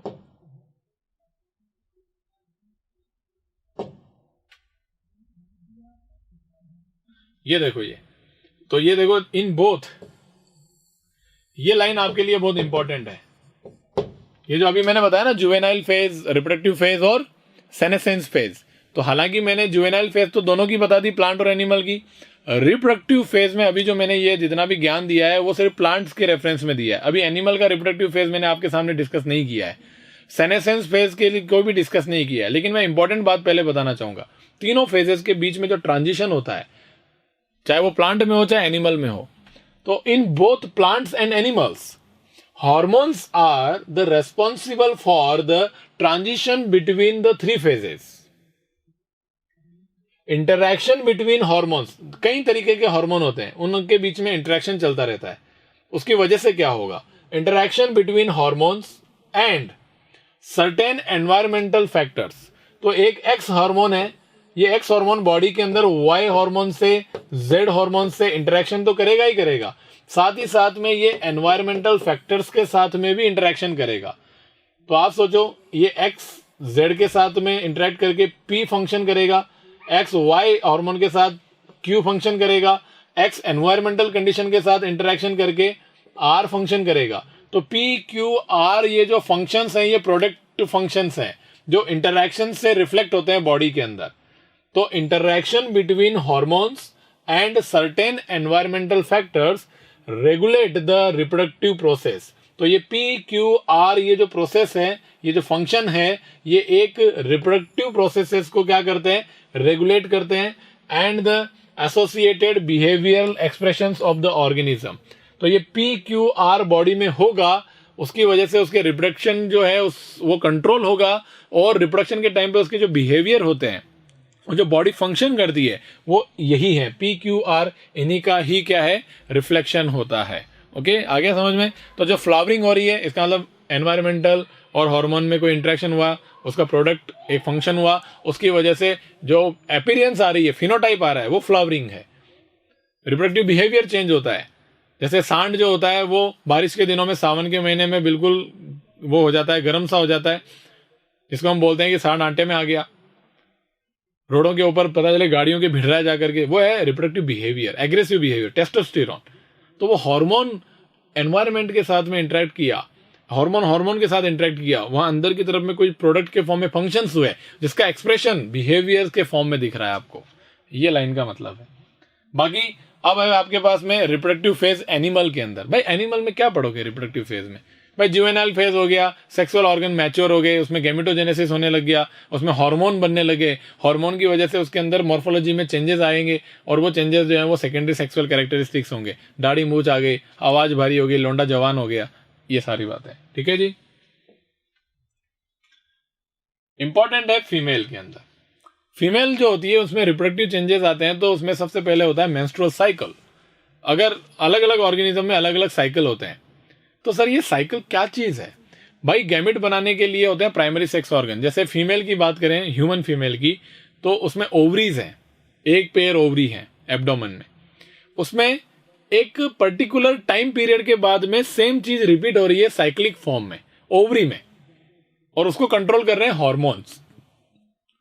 सेम एक और ऑर्गन है जिसका नाम है यूटेरस। यूटेरस में भी सेम जो काम हो रहा है वो एक पर्टिकुलर पीरियड के बाद में रिपीट हो रहा है, साइक्लिक फॉर्म में चल रहा है। तो ओवरी में फंक्शंस के इवेंट्स का एक साइकिल एक पर्टिकुलर टाइम में, और यूटेरस में भी कोई एक पर्टिकुलर इवेंट्स और फंक्शन का एक साइकिल पर्टिकुलर टाइम में। ये हार्मोन से कंट्रोल्ड है, और ये 28 दिन बाद रिपीट होता जाता है। और उस फंक्शंस में से एक ऐसी फंक्शंस होगा जो हमें मॉर्फोलॉजिकली बॉडी में अपीयर होगा, और वो है ब्लीडिंग थ्रू वेजाइना, जिसको हम बोलते हैं मेंस्ट्रुएशन। क्लियर? और वो तब होता है जब एग फर्टिलाइज नहीं होता है। जो अंदर एग बना है, जो यूट्रस में आया है या जो फैलोपियन ट्यूब में आया है, उसका जब फर्टिलाइजेशन नहीं होगा, तब वो मेंसिस होगा, मेंस्ट्रुएशन होगा, है ना। यूट्रस की जो वॉल है वो शेड होगी। ऐसा क्या सभी फीमेल्स में होता है या ह्यूमंस में होता है सर? ऐसा कैटेगराइजेशन है, ऐसा होता है प्राइमेट्स के अंदर। जो मैमल्स होते हैं, मैमल्स में ही देखने को मिलता है ये साइकिल, और मैमल्स में भी प्राइमेट्स जो है उनमें देखने को मिलता है। और नॉन प्राइमेट्स हैं, उनमें कैसा होता है सर? अरे भाई नॉन प्राइमेट्स होते हैं, उनके अंदर ये जो साइकिल होता है वो दूसरे तरीके का होता है। सर दूसरे तरीके का मतलब कैसे? भाई प्राइमेट्स जो होते हैं उनके अंदर मेंस्ट्रुअल साइकिल है, और वो हर महीने 28 डेज के बाद में रिपीट होता है, और थ्रू आउट द ईयर चलता है। और वो तब तक चलेगा, उनकी सेक्सुअल मैच्योरिटी आई तब से लेकर के जब तक वो सेक्सुअल मैच्योरिटी खत्म नहीं होगी, रिप्रोडक्टिव फेज खत्म नहीं होगा, उस टाइम तक हर महीने वो साइकिल चलेगा, कंटिन्यूअस चलेगा, और कंटिन्यूअस एग बनेगा जो फर्टिलाइजेशन के लिए रेडी रहेगा। तो ऐसे ऑर्गेनिज्म को बोलते हैं continuous breeders. Primate mammals, non primate mammals, उनमें यह साइकिल एक पर्टिकुलर सीजन में देखने को मिलता है। उसमें ब्लीडिंग देखने को नहीं मिलती है आपको, उनके अंदर ही अंदर हो जाता है, क्योंकि वो ब्लीडिंग होती नहीं है, क्योंकि जो शेड होता है ना यूट्रस से जो अमाउंट, वो तो ब्लीडिंग के फॉर्म में तो निकल जाता है यहाँ पे, लेकिन वहां उनके अंदर नॉन प्राइमेट्स में वो अंदर ही फेगोसाइटोसिस हो जाता है, तो उसमें ब्लीडिंग दिखती नहीं है, लेकिन होता बिल्कुल सेम ही है, लेकिन वो पर्टिकुलर एक सीजन में ही होगा, थ्रू आउट द ईयर कभी नहीं होगा। वो है एस्ट्रस साइकिल, उसको बोलते हैं एस्ट्रस साइकिल। और ऐसे ब्रीडर को बोलते हैं सीजनल ब्रीडर्स। क्या बोलते हैं? Seasonal breeders. क्यों? क्योंकि एनवायरमेंटल फैक्टर, अभी पता है ना आपको, ये जितना भी रिप्रोडक्टिव बिहेवियर, रिप्रोडक्टिव प्रोसेस जो होता है, वो किससे रेगुलेट होता है? Hormone hormone interaction, hormone environmental interaction. तो इसकी वजह से वो इंटरेक्शन उनके लिए एक एस्ट्रस साइकिल लेके आया है, और हमारे लिए ह्यूमंस के लिए क्या लेके आया? कंटिन्यूअस मेंस्ट्रुअल साइकिल लेके आया है। तो ये रिप्रोडक्टिव फेज की बात है, तो यहां पर आपको समझ नहीं आनी चाहिए। नॉन प्राइमेट्स के एग्जाम्पल है, प्राइमेट्स के एग्जाम्पल है, रट लीजिए, समझ चुके हैं आप लोग। Okay, events in sexual reproduction, आपको पता है सबसे बड़ा इवेंट क्या है? फर्टिलाइजेशन। फर्टिलाइजेशन से पहले क्या है? प्री फर्टिलाइजेशन, फिर पोस्ट फर्टिलाइजेशन इवेंट। तो इन तीनों इवेंट्स को देखते हैं क्या होता है यहां पर। ठीक है, तो वेरी फर्स्ट इवेंट्स इन के अंदर, तो sexual reproduction is characterised by the fusion of the egg, ये तो आपको पता ही है। तो सबसे पहले हम पढ़ेंगे प्री फर्टिलाइजेशन इवेंट। इसके अंदर सबसे पहला हम जो बात करेंगे वो ये है गैमेटोजेनेसिस। गैमेट का फॉर्मेशन करेंगे। गैमेटोजेनेसिस फॉर्मेशन देखने के लिए आपको पता होना चाहिए, सर ये गैमेटोजेनेसिस की जो प्रक्रिया है, ये जो काम है, वो बॉडी में कहां होता है? क्या सभी जगह होता है? नहीं, सेक्सुअल ऑर्गन में होता है। तो सर सेक्सुअल ऑर्गन एक ही बॉडी पे होते हैं क्या? नहीं, जनरली दो अलग अलग बॉडी पे होता है। तो सेक्सुअल ऑर्गन एक जैसे होते हैं क्या? नहीं, इनकी मॉर्फोलॉजी अलग अलग होती है। एक मेल सेक्स ऑर्गन होता है, एक फीमेल सेक्स ऑर्गन होता है। इनकी मॉर्फोलॉजी अलग अलग ऑर्गेनिज्म में अलग अलग है, लेकिन सेक्सुअल ऑर्गन जो है वो सेम है। एक के अंदर मान लेते हैं, जैसे एनिमल्स के अंदर बात करें तो जैसे testis generally male sex organ होता है, और ovaries generally female sex organ होता है। प्लांट्स की बात करें तो फ्लावरिंग प्लांट में अलग होंगे, नॉन फ्लावरिंग प्लांट में अलग टाइप के सेक्स ऑर्गन होते हैं, क्योंकि गैमेटोजेनेसिस तो सेक्स ऑर्गन में ही करना होगा। मान लो मुझे मेल गैमेट ढूंढना है किसी एल्गी में, तो मैं जाऊंगा तो पहले एल्गी को पहचानूंगा ना कि भाई तुम एक ही बॉडी पर रखते हो दोनों सेक्स ऑर्गन, या अलग अलग बॉडी पर रखते हो, तो बताओ सेक्सुअलिटी इंपॉर्टेंट है या नहीं है? मोनोशियस, डायोशियस, ये चीजें इंपॉर्टेंट है या नहीं है? पता चले कि आप प्लांट पे पास गए, उसमें बाइसेक्सुअल फ्लावर लगा हुआ है, आप ढूंढ रहे हो मेल गैमेट्स, और आप कह रहे हो सर मेल भी है और फीमेल भी गैमेट यहीं पर ही है, दोनों यहीं मिल गए, तो दिखता है अपन को सिंपली, है ना? तो इसलिए हम कह सकते हैं यहां पर। ठीक है, तो सेक्सुअलिटी बहुत इंपॉर्टेंट है। और गैमेट्स जो होते हैं वो ऑलवेज हैप्लॉइड होते हैं। गैमेट्स, डिप्लॉइड ऑर्गेनिज्म के गैमेट मियोसिस से बनते हैं। तो मैंने आपको पहले तो बता दिया कि गैमेट्स का फॉर्मेशन सेक्सुअल ऑर्गन में होता है। सेक्स ऑर्गन किसी बॉडी पर होते हैं, और वो बॉडी के ऊपर एक ही टाइप का सेक्स ऑर्गन भी हो सकता है, दोनों टाइप के सेक्स ऑर्गन भी एक ही बॉडी पर हो सकते हैं। उसको बोलते हैं ऑर्गेनिज्म की सेक्सुअलिटी, जो एक सेक्सुअल रिप्रोडक्शन के लिए बहुत इंपॉर्टेंट होती है। जनरली सेक्सुअल रिप्रोडक्शन में सेक्सुअलिटी यूनिसेक्सुअल होती है। जनरली एक बॉडी पे एक ही टाइप का सेक्स ऑर्गन होता है, जैसे हमारे में होता है, ह्यूमंस में, है ना? सेकेंड, सेक्सुअलिटी के बाद में हमने डिसाइड कर लिया, सेक्स ऑर्गन के पास पहुंच गए और हमने बोला भाई गैमेट दो, तो गैमेट बोलते हैं कि भाई रुको थोड़ी देर, हमारे जो पेरेंटल सेल्स है उसको डिवाइड होने दो। तो मतलब गैमेट तभी बनेगा जब सेल डिवीजन होगा। तो उस सेक्स ऑर्गन के अंदर पर्टिकुलर स्ट्रक्चर्स में कोई एक सेल होती है जो ऑर्गेनिज्म की दूसरी सेल के जैसी होती है जीन में। यानी कि अगर यहां 46 क्रोमोसोम है तो उस सेक्स ऑर्गन के अंदर भी उस सेल में 46 क्रोमोसोम ही है, तो वो सेल डिवाइड होगी। और डिवीजन कौन सा होगा? मियोसिस डिवीजन होगा। तो सेल डिवीजन बहुत इंपॉर्टेंट है गैमेटोजेनेसिस के लिए। और सेल डिवीजन भी कौन सा? मियोसिस टाइप का सेल डिवीजन। और मियोसिस तो आपको आता ही है, हमने पढ़ाया है आपको। तो मियोसिस के अंदर क्रोमोसोम जो होते हैं वो एक सेल से जब 4 सेल बनती है तो चारों सेल के अंदर क्रोमोसोम जो होते हैं वो आधे आधे पहुंचते हैं। इसमें 46 क्रोमोसोम है, तो उनमें चारों के अंदर 23 23 23 23 होंगे। तो लोग काउंट कर लेते हैं 23 इंटू 4 92 क्रोमोसोम, और इसमें है 46 क्रोमोसोम। तो सर ये 92 कैसे हो गए? अरे भाई बीच में डीएनए का रेप्लिकेशन हुआ, तब क्रोमोसोम जो होता है वो अमाउंट जो होता है डीएनए का वो बढ़ा देता है ना। और पेरेंट सेल के कंपैरिजन में वहां पर आधे क्रोमोसोम हो जाते हैं, एक ही सेट आता है, इसलिए हैप्लॉइड क्रोमोसोम बोलते हैं। तो ऑलवेज गैमिट के अंदर गैमिट मदर सेल को बोलते हैं, जिसमें मियोसिस होता है उसको बोलते हैं meiocyte gamete mother cell diploid है। 2 सेट है क्रोमोसोम के, गैमिट में 1 सेट होगा। पूरा चार्ट दे रखा है एनसीईआरटी में, उसको चार्ट जाना है आपको एज इट इज। ठीक है, तो देखो सेक्सुअलिटी सबसे पहले। अब ये चीज भी है भाई, जब आप गैमिट बना रहे हो सर, तो सेक्स ऑर्गन के पास गए हो, मियोसिस करवा लिया, गैमिट बन गए, हाथ में गैमिट है, एक ही स्पीसीज के ऑर्गेनिज्म के मेल गैमिट भी है और फीमेल गैमिट भी है। तो यहां पर एक चीज आती है, वो आती है मॉर्फोलॉजी में कंपैरिजन। तो गैमिट आइडेंटिकल भी हो सकते हैं मॉर्फोलॉजी में, और नॉन आइडेंटिकल भी हो सकते हैं। तो जो ऑर्गेनिजम्स, जो स्पीसीज दोनों टाइप के गैमिट आइडेंटिकल बनाती है, उन गैमिट्स को बोलते हैं होमोगैमिट्स। और जो हेटेरोगैमिट्स, मतलब मेल गैमिट और फीमेल गैमिट अलग अलग होते हैं मॉर्फोलॉजी में, उनको बोलते हैं हेटेरोगैमिट्स। तो मैक्सिमम स्पीसीज जो होती हैं वो हेटेरोगैमिट्स ही बनाती हैं। आइसोगैमिट्स या होमोगैमिट्स बहुत कम स्पीसीज ही बनाती है। तो यहाँ डायग्राम लिखा है एनसीईआरटी के अंदर, और इसका एग्जांपल है Cladophora. Homogametes in Cladophora, heterogamete where round large is female gamete and small is male gamete. It is non-motile, it is motile. Here both are motile. Here female gamete is large, it is small. Non-motile, motile. Okay? तो ये है human, और ये है algae. Algae के अंदर है brown algae, जिसका नाम है फ्यूकस।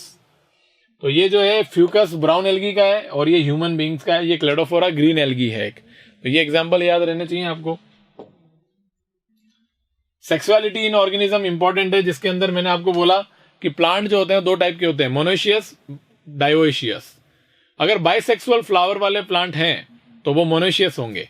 यूनिसेक्सुअल फ्लावर वाले प्लांट है जिसमें स्टेमेन सेक्स ऑर्गन होता है और पिस्टिल फीमेल सेक्स ऑर्गन होता है।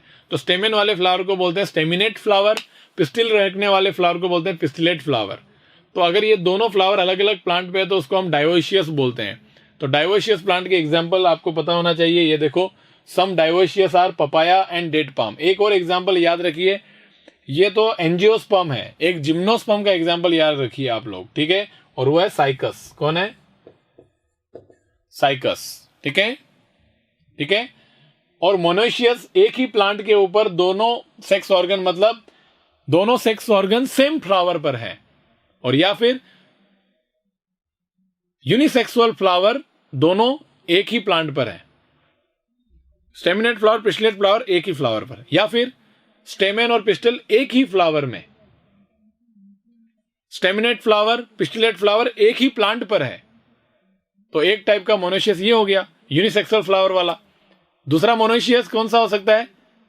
जिसके अंदर एक ही फ्लावर में स्टेमेन और पिस्टिल है, बाइसेक्सुअल फ्लावर एक ही प्लांट पर लगा हुआ है, तो वो भी एक मोनोशियस हो गया, है ना। तो 2 टाइप के होते हैं मोनोशियस, यूनिसेक्सुअल फ्लावर वाले और बाइसेक्सुअल फ्लावर वाले। तो यहां पर एग्जांपल है कुकुरबिट और कोकोनट। ओके, और मेज भी इसका एग्जांपल है, मेज।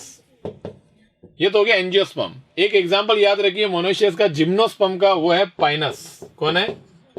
पाइनस। तो पाइनस मोनोशियस होता है, साइकस डायोशियस होता है। ये होगी सेक्सुअलिटी। ये प्लांट्स के अंदर सेक्सुअलिटी है, तो आपको एनिमल्स में भी सेक्सुअलिटी होती होगी। जैसे अर्थवॉर्म है, अर्थवॉर्म बाइसेक्सुअल है, हर्माफ्रोडाइट है।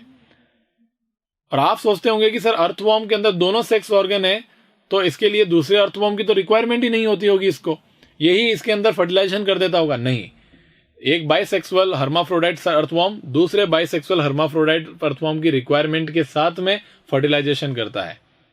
ध्यान रखिएगा इस बात का, ठीक है, क्लियर। तो सर एक कोई बाइसेक्सुअल हर्माफ्रोडाइट एनिमल स्पीसीज जो है कोई भी, क्या वो एक यूनिपेरेंटल सेक्सुअल रिप्रोडक्शन नहीं कर सकती है, कर सकती है, स्पॉन्जेस करते हैं। ऐसा कौन करते हैं? स्पॉन्जेस करती हैं। स्पॉन्जेस के अंदर एक ही बॉडी पर फर्टिलाइजेशन हो जाता है ना। जैसे बाइसेक्सुअल प्लांट वाले, बाइसेक्सुअल फ्लावर वाले मोनोशियस प्लांट में होता है ना एक ही पेरेंट में सेक्सुअल रिप्रोडक्शन, वैसे स्पॉन्जेस में भी यूनिपेरेंटल सेक्सुअल रिप्रोडक्शन देखने को मिलता है।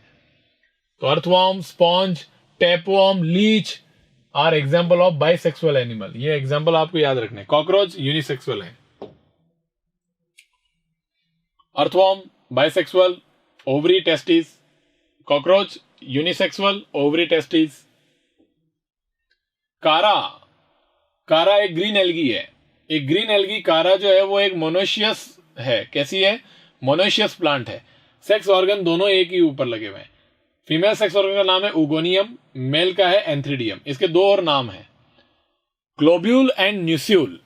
देखो एंथ्रीडियम और उगोनियम ये नाम तो याद रह जाते हैं।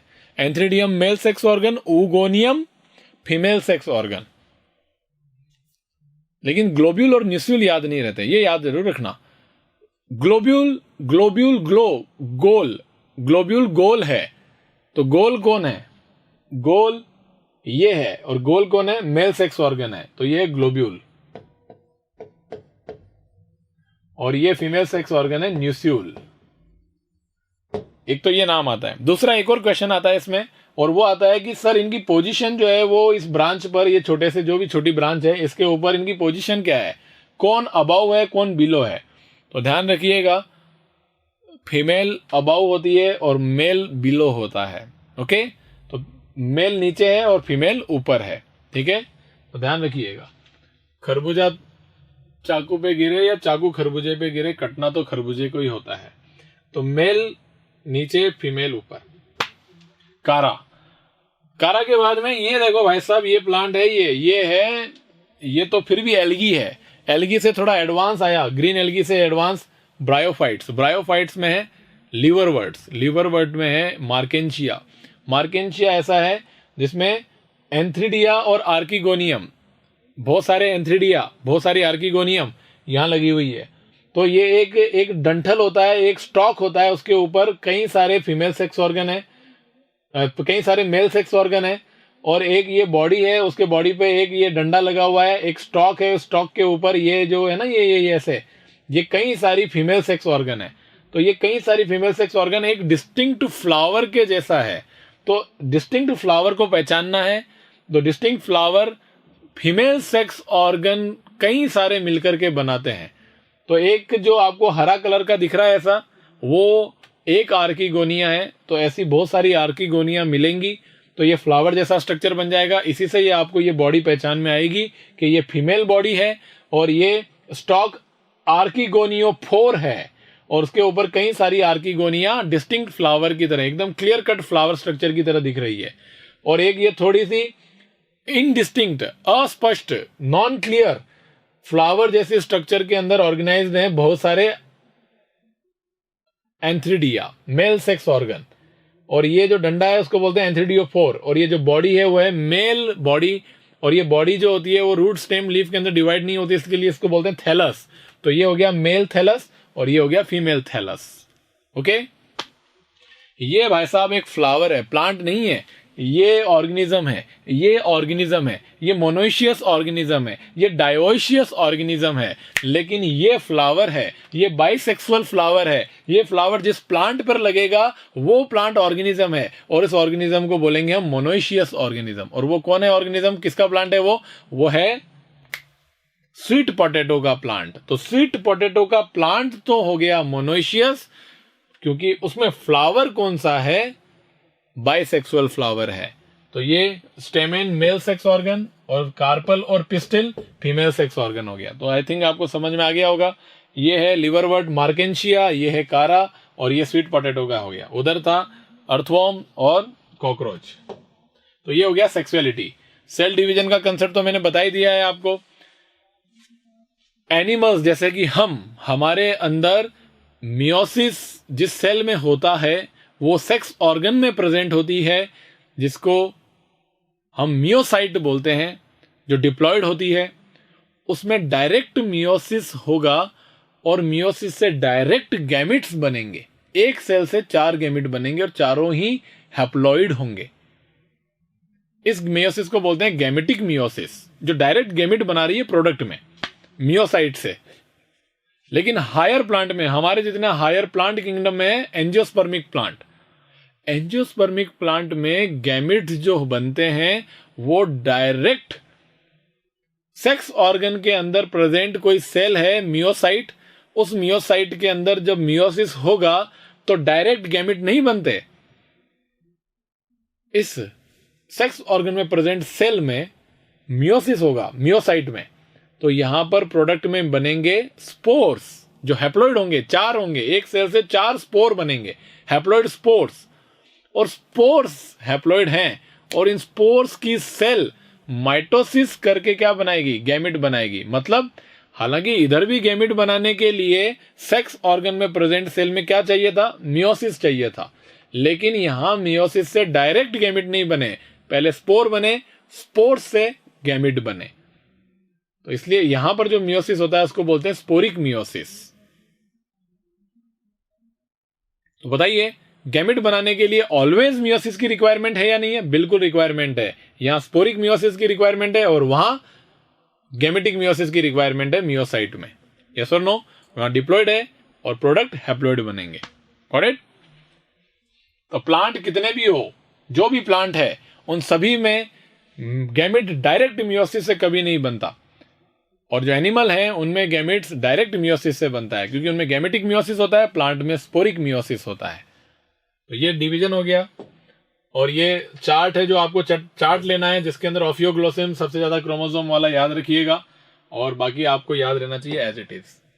फिर गैमेट तो बना लिए भाई आपने, अब गैमेट को ट्रांसफर करने का टाइम आ गया सर। और गैमेट ट्रांसफर करोगे तो फिर क्या करना चाहिए? गैमेट को ट्रांसफर करने के लिए कई सारी टेक्निक डेवलप हुई। पहले ऑर्गेनिज्म पानी में हुआ करते थे, तो गैमेट ट्रांसफर का मीडियम वाटर था। फिर जैसे जैसे ऑर्गेनिज्म टेरेस्ट्रियल हुआ, तो टेरेस्ट्रियल में गैमेटिक ट्रांसफर करने के लिए फीमेल की बॉडी, क्योंकि वहां सेक्सुअलिटी कैसी होगी, यूनिसेक्सुअल हो गया, ऑर्गेनिज्म मैक्सिमम यूनिसेक्सुअल हो गया।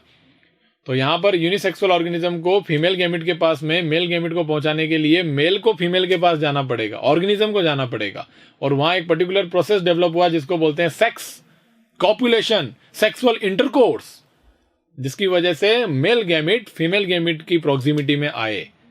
और ये टाइम के साथ में अच्छा खासा डेवलप होता गया। जो एडवांस एनिमल किंगडम के ऑर्गेनिज्म है लाइक अस, उसमें ये बहुत ज्यादा एडवांस हो गया, जिसको निभाने के लिए कई सारे बिहेवियरल प्रोसेसेस ऐड करने पड़ते हैं। ओके, गैमेट ट्रांसफर को सक्सेसफुल बनाने के लिए। Why gamete transfer is necessary? Because to form offspring fertilisation is required, and to ensure fertilization there should be proper gamete transfer. okay? जिसकी इस गैमेट ट्रांसफर को फैसिलिटेट करने के लिए ही ऑर्गेनिज्म क्या हुआ, डेवलप हुआ, अपने अंदर अलग अलग चेंजेस करे उसने बॉडी के अंदर। ओके, तो कई सारी डाइवर्सिटी आपको देखने को मिलेगी यहाँ पर। क्लियर? तो गैमेट ट्रांसफर कर देते हैं। गैमेट ट्रांसफर के अंदर आपको पता है वाटर मीडियम था, लोअर के अंदर, हायर के अंदर, ये सब एनिमल किंगडम और प्लांट किंगडम की बातें हैं जो आपको वहां याद रखनी है। और यहाँ एनसीईआरटी में जो लिखा है वो आपको पता होना चाहिए। यहाँ इस चैप्टर में जो लिखा है, पॉलिनेशन भी एक गैमेट ट्रांसफर का एक टाइप है। तो पॉलिनेशन पूरा गैमेट ट्रांसफर नहीं है। गैमेट ट्रांसफर वो होता है जहां पर place of origin of male gamete का transfer place of origin of female gamete, presence of female gamete तक हो। जहां फीमेल गैमेट प्रेजेंट है वहां तक जाना है आपको, जहां मेल गैमेट ओरिजिन हुआ है वहां से। तो यहां से वहां जाने तक का जो सफर है उसको गैमेट ट्रांसफर बोलते हैं। इस सफर के अंदर हायर प्लांट में पॉलन ग्रेन बस स्टिग्मा तक लेकर के जाता है, स्टिग्मा के आगे पॉलन ट्यूब लेकर के जाती है मेल गैमेट्स को, है ना। तो पॉलन ग्रेन का स्टिग्मा तक जाने तक का सफर पॉलिनेशन है। तो कंप्लीट गैमेट ट्रांसफर नहीं है पॉलिनेशन।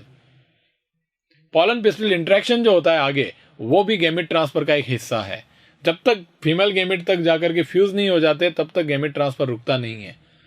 जैसे कि हम लोग हैं, हम सेक्स करते हैं, तो सेक्स के टाइम पे गैमेट जो होते हैं, मेल गैमेट टेस्टिस और पेनिस के थ्रू, यूरिथ्रा के थ्रू फीमेल की वेजाइना के अंदर इंसर्ट होते हैं, उसको हम बोलते हैं इंसेमिनेशन।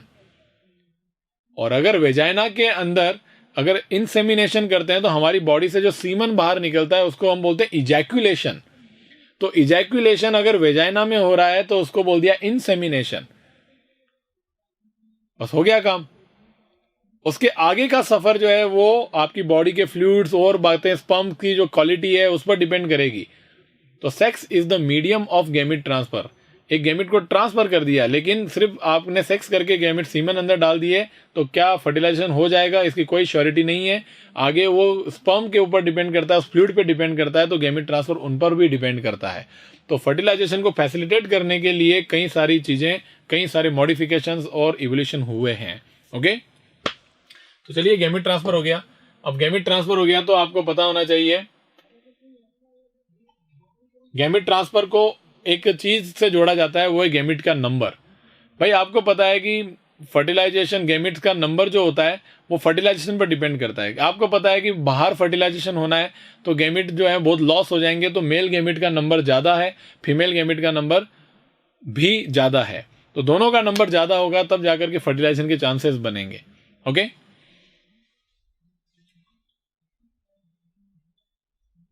तो बहुत सारे गैमेट, अगर मान लो कि फीमेल गैमेट तक, तो हमेशा क्या होता है गैमेट ट्रांसफर की स्ट्रेटेजी में फर्टिलाइजेशन को इंश्योर करने के लिए हमेशा लार्ज नंबर में मेल गैमेट बनाए जाते हैं, क्योंकि कई सारे जो होते हैं वहां तक पहुंचते पहुंचते मर जाते हैं। उसको कंपनसेट करने के लिए, उसकी प्रोबेबिलिटी को बनाए रखने के लिए, हाई रखने के लिए मेल गैमेट का नंबर ज्यादा बनाया जाता है as compare to female gamete. Okay, तो ये एनसीईआरटी का फर्स्ट पैराग्राफ हो गया। दूसरा, सीड प्लांट के अंदर पॉलिनेशन हो गया। ठीक है, बाइसेक्सुअल में सेल्फ फर्टिलाइजेशन होता ही है, आपको देखने को मिल ही जाएगा अगले चैप्टर के अंदर। ठीक है, यहाँ पर क्रॉस पॉलिनेशन जो होता है वो दो अलग अलग प्लांट के अंदर होता है और सेल्फ पॉलिनेशन एक ही प्लांट के ऊपर होता है। पॉलन ग्रेन जर्मिनेट होते हैं और वो जो डिस्चार्ज होते हैं वो ओव्यूल के पास में, ये नेक्स्ट चैप्टर में सारा आ जाएगा। डाइवोशियस एनिमल जो होते हैं, है ना, मेल और फीमेल गैमेट जो होते हैं वो individual organism must evolve special mechanism. तो जो एनिमल होते हैं जिनके अंदर दो सेक्स ऑर्गन अलग अलग बॉडी पे होते हैं, जैसे कि हम, तो एक स्पेशल मैकेनिज्म इवॉल्व करते हैं, जैसे कि सेक्स और सेक्सुअल इंटरकोर्स, जो गैमेट ट्रांसफर को क्या करता है, सक्सेसफुल बनाता है। और फिर ये गैमेट जो होता है वो आपके सेक्सुअल रिप्रोडक्शन के लिए, फर्टिलाइजेशन करने के लिए अवेलेबल हो जाते हैं। तो नेक्स्ट वाइटल इवेंट आता है वो क्या है, फर्टिलाइजेशन। तो आप देखिए यहाँ पे fusion of gamete, fertilisation, zygote, zygote से नया इंडिविजुअल बन गया। यहाँ पर स्टिग्मा के ऊपर पॉलन ग्रेन जर्मिनेट हो रहे हैं, दिख रहे हैं आपको, ये पॉलन ग्रेन है, ये पॉलन ट्यूब है, ये स्टिग्मा है, ये जर्मिनेट होते हुए दिख रहे हैं। अब है फर्टिलाइजेशन। फर्टिलाइजेशन एक वाइटल इवेंट है। फर्टिलाइजेशन का रिजल्ट जो होता है वो आपको मिलता है डिप्लॉइड जाइगोट। तो डिप्लॉइड जाइगोट होता है, तो सर वर्ड सिनगेमी क्या है, फ्यूजन ऑफ गैमेट। तो सर फर्टिलाइजेशन क्या है, वो भी फ्यूजन ऑफ गैमेट। क्या सिनगेमी और फर्टिलाइजेशन सेम इवेंट के लिए यूज करते हैं क्या? यस, चाहे आप फर्टिलाइजेशन बोलो चाहे आप सिनगेमी बोलो, दोनों बातें एक ही हैं, कोई डिफरेंस नहीं है दोनों में। In some organism like rotifers, honey bees, lizards, birds, कुछ ऐसे होते हैं जो कि आपको पता होना चाहिए, जो क्या करते हैं भाई, इनके जो फीमेल गैमेट होते हैं वो वेट कर रहे थे मेल गैमेट का फ्यूजन करेंगे, जाइगोट बनाएंगे, नया ऑर्गेनिज्म बनाएंगे। लेकिन इनका जो फीमेल गैमेट होता है वो कभी कभी ये करता है कि बिना फर्टिलाइजेशन के नए ऑर्गेनिज्म बना देता है। इसको बोलते हैं पार्थेनोजेनेसिस। क्या बोलते हैं? पार्थेनोजेनेसिस। ओके, तो ये एग्जांपल याद रखिए, पार्थेनोजेनेसिस याद रखिए। एक चीज आपको याद रखनी चाहिए, वो है बर्ड्स के लिए।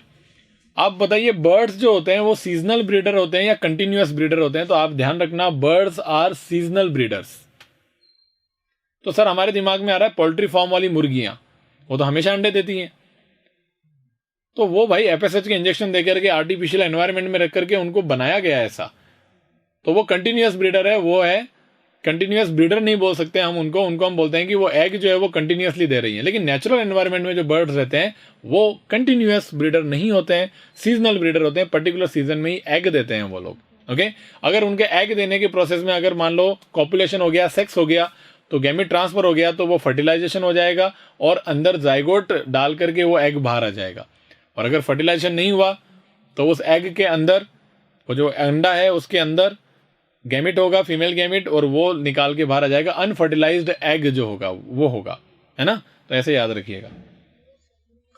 तो यहां देखो क्या लिखा है, ये बहुत इंपॉर्टेंट है। मोस्ट ऑफ एक्वेटिक ऑर्गेनिज्म, जो पानी में रहने वाले ज्यादातर ऑर्गेनिज्म होते हैं, जैसे कि majority of algae and fishes, कई सारे एल्गी और फिशेस, मछलियां और एम्फीबियंस, इनका फर्टिलाइजेशन वाटर में होता है। तो ये एग्जांपल याद रखना भाई, majority of algae, fishes and amphibians, ये जो एक्वेटिक ऑर्गेनिज्म है इनके अंदर वाटर में फर्टिलाइजेशन होता है बॉडी के, फीमेल बॉडी के बाहर, और इसको बोलते हैं एक्सटर्नल फर्टिलाइजेशन। ठीक है साहब, मान गए, अच्छी बात है। जो एक्सटर्नल फर्टिलाइजेशन जिन ऑर्गेनिज्म में देखने को मिलता है उनमें एक चीज देखने को मिलती है, वो क्या शो करते हैं, वो एक बहुत ही अच्छी खासी सिंक्रोनी शो करते हैं। सर ये शो कर रहे हैं क्या? सिंक्रोनी। सर ये सिंक्रोनी क्या बात है? अरे भाई सिंक्रोनी होती है टाइमिंग। सर किस बात में टाइमिंग? सेक्सुअल ऑर्गन की मैच्योरिटी में टाइमिंग। मेंढक और मेंढकी, इन दोनों के सेक्स ऑर्गन में जो मैच्योरिटी का जो टाइम है वो एकदम सिमिलर है, एकदम कांस्टेंट, एकदम टाइमिंग मैच करते हैं वो। क्यों? क्योंकि उनको पता है कि हम टाइमिंग मैच नहीं करेंगे, हम पता चले कि 2 दिन पहले मैच्योर हुए, फीमेल के एग घूम रहे हैं, मर गए, फिर मेल के मैच्योर हुए और स्पर्म इधर उधर घूमे, क्या मतलब? पानी में दोनों एक ही टाइम पे मैच्योर होते हैं, तो जब रिलीज करेंगे तो सेक्सुअल ऑर्गन में मैच्योरिटी की टाइमिंग इक्वल है, तो रिलीज का टाइमिंग भी एक होगा, तो फ्यूजन होने का, भिड़ने का जो प्रोबेबिलिटी है वो बढ़ जाएगा, फर्टिलाइजेशन होने के चांसेस इंक्रीज हो जाएंगे। तो फर्टिलाइजेशन को इंश्योर करने के लिए इनके सेक्स ऑर्गन की मैच्योरिटी में सिंक्रोनी होती है। ओके, तो दे show great Synchrony between the sexes. तो आप देखना, देखो सेक्स ऑर्गन, सेक्सेस के बीच में ग्रेट सिंक्रोनी होती है and release a large number of gamete into the surrounding. पहली बात, 2 एडवांटेज लेके बैठे हैं ये। एक तो सेक्सेस के बीच में, सेक्स ऑर्गन के बीच में मैच्योरिटी की सिंक्रोनी है, और दूसरा मेल गैमेट और फीमेल गैमेट्स दोनों का they release large number of gametes. दोनों गैमेट, मेल गैमेट भी और फीमेल गैमेट भी, दोनों ऑर्गेनिज्म बहुत ज्यादा नंबर में रिलीज करते हैं, तो जिससे कि क्या होगा, कोई ना कोई तो भीड़ ही जाएगा। तो ये 2 बातें इनके फर्टिलाइजेशन को सुगम्य, या फिर बोलें कि हम अच्छा, या फिर बोलें कि हम फैसिलिटेट करवाने के लिए ये काम करते हैं। Surrounding medium to in order to enhance the chances of syngamy, syngamy के चांसेस बढ़ाने के लिए ये काम करते हैं ऐसा। ठीक है, क्लियर? तो दिस हैपन, तो देखो भाई, this happen in the bony fishes. अरे ये बोनी फिशेस हिंदी वाला बोनी नहीं है, छोटी बोनी है, नहीं। बोनी मतलब 2 टाइप की होती है, एक तो एंडोस्केलेटन बोन का होता है, एक का एंडोस्केलेटन कार्टिलेज का होता है। जो फिशेस जिनका बोन का एंडोस्केलेटन होता है उनमें, and frogs where large number of offsprings are produce. तो ये जो ऊपर वाला जो काम हो रहा है ना, ग्रेट सिंक्रोनी और लार्ज नंबर ऑफ गैमेट्स, ये बोनी फिशेस करती हैं, क्योंकि बोनी फिशेस में एक्सटर्नल फर्टिलाइजेशन होता है, और एम्फीबियंस यानी फ्रॉग्स जो होते हैं उनके अंदर आपको ये देखने को मिलता है कि लार्ज नंबर में गैमेट और सिंक्रोनी देखने को मिलती है, जिससे फर्टिलाइजेशन की चांसेस इंक्रीज हो जाते हैं, और ऐसा होने पर उनके पास में ऑफस्प्रिंग का नंबर भी बहुत ज्यादा मिलता है, ज्यादा नंबर में ऑफस्प्रिंग पैदा करते हैं। ये एक टाइम के फर्टिलाइजेशन में कहीं ज्यादा, एक टाइम के सेक्स में, एक टाइम के रिप्रोडक्शन में कहीं ज्यादा ऑर्गेनिज्म पैदा करते हैं, ऑफस्प्रिंग पैदा करते हैं, लार्ज नंबर ऑफ ऑफस्प्रिंग्स। अब मेजर डिसएडवांटेज, इसका एक डिसएडवांटेज भी है। क्या है? बहुत बड़ा डिसएडवांटेज है। इस डिसएडवांटेज की वजह से ही ये ज्यादा एक्सेप्टेड नहीं है, एक्सटर्नल फर्टिलाइजेशन अच्छा नहीं है, एडवांस जो है वो इंटरनल फर्टिलाइजेशन है। डिसएडवांटेज क्या है? Offspring are extremely vulnerable to the predators threatening their survival up to adulthood. मतलब ये ऑफस्प्रिंग जो बनी है, ये बाहर बनी है पानी में, इनको कोई भी खा जाएगा, प्रेडेटर, तो ये खतरा है, वनरेबल है प्रेडेटर से। तो इनकी सर्वाइवल जो है, ये जब तक बच्चे से बड़े नहीं हो जाते तब तक ये डरे हुए रहेंगे, थ्रेटनिंग है, ये बहुत बड़ा खतरा है इनको, ये है ना। तो ये बहुत बड़ा डिसएडवांटेज है, जिसकी वजह से इनकी ऑफस्प्रिंग पैदा नहीं हो पाती ज्यादा, है ना, बढ़ नहीं पाती। तो फिर लोगों ने इनको एवोल्यूशन प्रोसेस के अंदर उनको पता लगा कि यार ये तो मार देंगे ऐसे, हमें तो जिंदा रहना है, स्पीसीज मेंटेन रखनी है, तो हम इसको प्रोटेक्ट करो, प्रोटेक्ट करने के लिए इनको बाहर मत पैदा करो, ये जब तक अच्छा नहीं हो जाता तब तक बॉडी में रखो। तो इंटरनल फर्टिलाइजेशन डेवलप हुआ। इन मेनी टेरेस्ट्रियल ऑर्गेनिज्म, जितने भी जमीन पर रहने वाले मैक्सिमम ऑर्गेनिज्म है, उनमें किसे बिलोंग करते हैं वो? किंगडम फंजाई और higher animals such as reptiles, birds, mammals, and in majority of plants. Plant भी बहुत सारे, जैसे ब्रायोफाइट, टेरिडोफाइट, जिम्नो और एंजियो, इन सब में syngamy occur inside the body of organism, female body में। Hence the process is called internal fertilisation. In all these organisms, egg is formed inside the female body where they fuse with the male gamete. In organisms exhibiting the internal fertilization, male gamete is motile. तो ध्यान रखना, जिनमें internal fertilisation होता है उसमें male gamete तो motile होता है, and the male gamete has to reach the egg egg के पास में पहुंचना चाहिए, वो कैसे भी, in order to fuse with it, इसको फ्यूज करने के लिए। In these even though the number of sperm produced is very large, तो इनके अंदर जो है ना गैमिट्स का नंबर में फीमेल और मेल गैमिट के अंदर से, जैसे एक्सटर्नल के अंदर फीमेल का नंबर भी ज्यादा था, मेल गैमिट का नंबर भी ज्यादा था, इवोल्यूशनरी प्रोसेस के साथ क्या हुआ, मेल गैमिट का नंबर तो उतना ही रहा, ज्यादा का ज्यादा, फीमेल गैमिट का नंबर रिड्यूस हो गया। जरूरत ही नहीं थी, मेल को कहा कि तुम आओ भाई, इनको कम करो, इनका क्या जरूरत है, ये तो बॉडी में ही पड़े हैं। तो sperm produce is very large. There is a significant reduction in number of egg produced. तो एग फीमेल गैमिट के प्रोडक्शन के अंदर सिग्निफिकेंट रिडक्शन हुआ इवोल्यूशनरी प्रोसेस के साथ में। इन सीड प्लांट्स एंजियोस्पर्म में, however, their non-motile male gametes are carried to female gamete by pollen tube. तो ऐसा नहीं है कि हर बार ही हर ऑर्गेनिज्म में मेल गैमेट मोटाइल होंगे। एंजियोस्पर्मिक प्लांट के अंदर मेल गैमेट नॉन मोटाइल होते हैं, उनको फीमेल के पास गैमेट के पास ले जाने का काम पॉलन ट्यूब का होता है। ओके, अब ये हो गया फर्टिलाइजेशन। अब इंटरनल फर्टिलाइजेशन के क्या फायदे हैं भाई? इंटरनल फर्टिलाइजेशन के अंदर ऑर्गेनिज्म जो नया डेवलप होगा, ऑफस्प्रिंग होगा, उसकी अच्छी केयर होगी बॉडी के अंदर। यहां पर क्या होगा भाई, यहां इंटरनल फर्टिलाइजेशन हुआ तो फर्टिलाइजेशन के चांसेस इंक्रीज होंगे, क्योंकि क्लोज ट्यूब के अंदर होगा और सेक्सुअल रिप्रोडक्शन के अंदर सेक्स होगा, कॉपुलेशन होगा, सेक्सुअल इंटरकोर्स होगा, तो ज्यादा चांसेस हैं फर्टिलाइजेशन के। इंटरनल फर्टिलाइजेशन के बाद जो ऑफस्प्रिंग पैदा हुई है, उस ऑफस्प्रिंग को पैदा होने के लिए जरूरी नहीं होता है कि जितने भी ऑर्गेनिज्म इंटरनल फर्टिलाइजेशन शो कर रहे हैं उनमें फर्टिलाइजेशन के बाद का डेवलपमेंट बॉडी में ही हो, फीमेल बॉडी में हो, जरूरी नहीं होता है। फर्टिलाइजेशन के बाद में जाइगोट से एम्ब्रियो बनने का और एम्ब्रियो से नया ऑर्गेनिज्म बनने का प्रोसेस बॉडी में भी हो सकता है और बॉडी के बाहर भी हो सकता है। जो बॉडी में करते हैं और नया ऑर्गेनिज्म डेवलप हो जाता है अच्छा खासा, उसके बाद वो पार्चुरेशन से डिलीवर करते हैं बेबी को, ऐसे ऑर्गेनिज्म को हम बोलते हैं विविपेरस। और जो जाइगोट बना है, जो फर्टिलाइजेशन हुआ है, वो फर्टिलाइजेशन होने के बाद जाइगोट को चारों ओर न्यूट्रिएंट मीडियम और एक कैल्केरियस शेल बना करके, अंडा बना करके, जो प्रोटेक्टिव लेयर है उससे अगर बाहर एक सेफ प्लेस में डाल करके उसके ऊपर टेम्परेचर लगा करके जब तक उसको वॉच करते हैं, जब तक कि उसमें हैचिंग से नया बच्चा पैदा नहीं हो जाता, नया बच्चा नहीं निकल जाता, ऐसों को बोलते हैं ओविपेरस। तो ओविपेरस और विविपेरस में ज्यादा अच्छे स्टैब्लिश्ड ऑर्गेनिज्म कौन है? विविपेरस, क्योंकि बच्चा पूरा बॉडी के अंदर नरिशमेंट लेता है, अच्छा वेल ग्रो होता है और प्रोटेक्टेड भी रहता है। अंडों को तो कोई भी खा जाएगा, प्रेडेटर्स अंडों को भी खा जाएंगे। आपने एक्सटर्नल फर्टिलाइजेशन बचा के इंटरनल किया, इंटरनल करने से आपके फर्टिलाइजेशन के चांसेस इंक्रीज हुए। आपने बाहर बच्चा पैदा करने के लिए छोड़ दिया अंडे में, तो भाई खतरा तो फिर भी है ना। तो ज्यादा अच्छा क्या है, चांसेस भी बढ़ाओ, इंटरनल फर्टिलाइजेशन करो, खतरे से भी बचाओ, अंदर ही उसको डेवलप करो। Viviparous is the better option. Okay, तो ये दोनों बातें पोस्ट फर्टिलाइजेशन इवेंट के अंदर देखने को मिलती है। तो पोस्ट फर्टिलाइजेशन में पहले बनता है जाइगोट। अब आप बोलोगे सर इस जाइगोट का आगे क्या होगा? तो जाइगोट का आगे होगा एम्ब्रियो बनेगा। एम्ब्रियो बनते टाइम सेल डिवीजन और डिफरेंशिएशन दोनों होते हैं, तब एम्ब्रियो बनता है। तो क्या सर सभी sexual organism, sexual reproduction show करने वाले ऑर्गेनिज्म में जाइगोट से एम्ब्रियो बनता है क्या? क्योंकि जाइगोट तो डिप्लॉयड यूनिसेलुलर है, एम्ब्रियो डिप्लॉयड मल्टीसेलुलर है। तो बताइए सर जाइगोट का डेवलपमेंट डिप्लॉयड जो है वो मल्टीसेलुलर एम्ब्रियो में ऑलवेज होगा क्या? नो। तो सर इसका एक्सेप्शन क्या है? इसका एक्सेप्शन है एल्गी, सम एल्गी, नहीं majority of algae, sorry some algae नहीं, मेजोरिटी ऑफ एल्गी।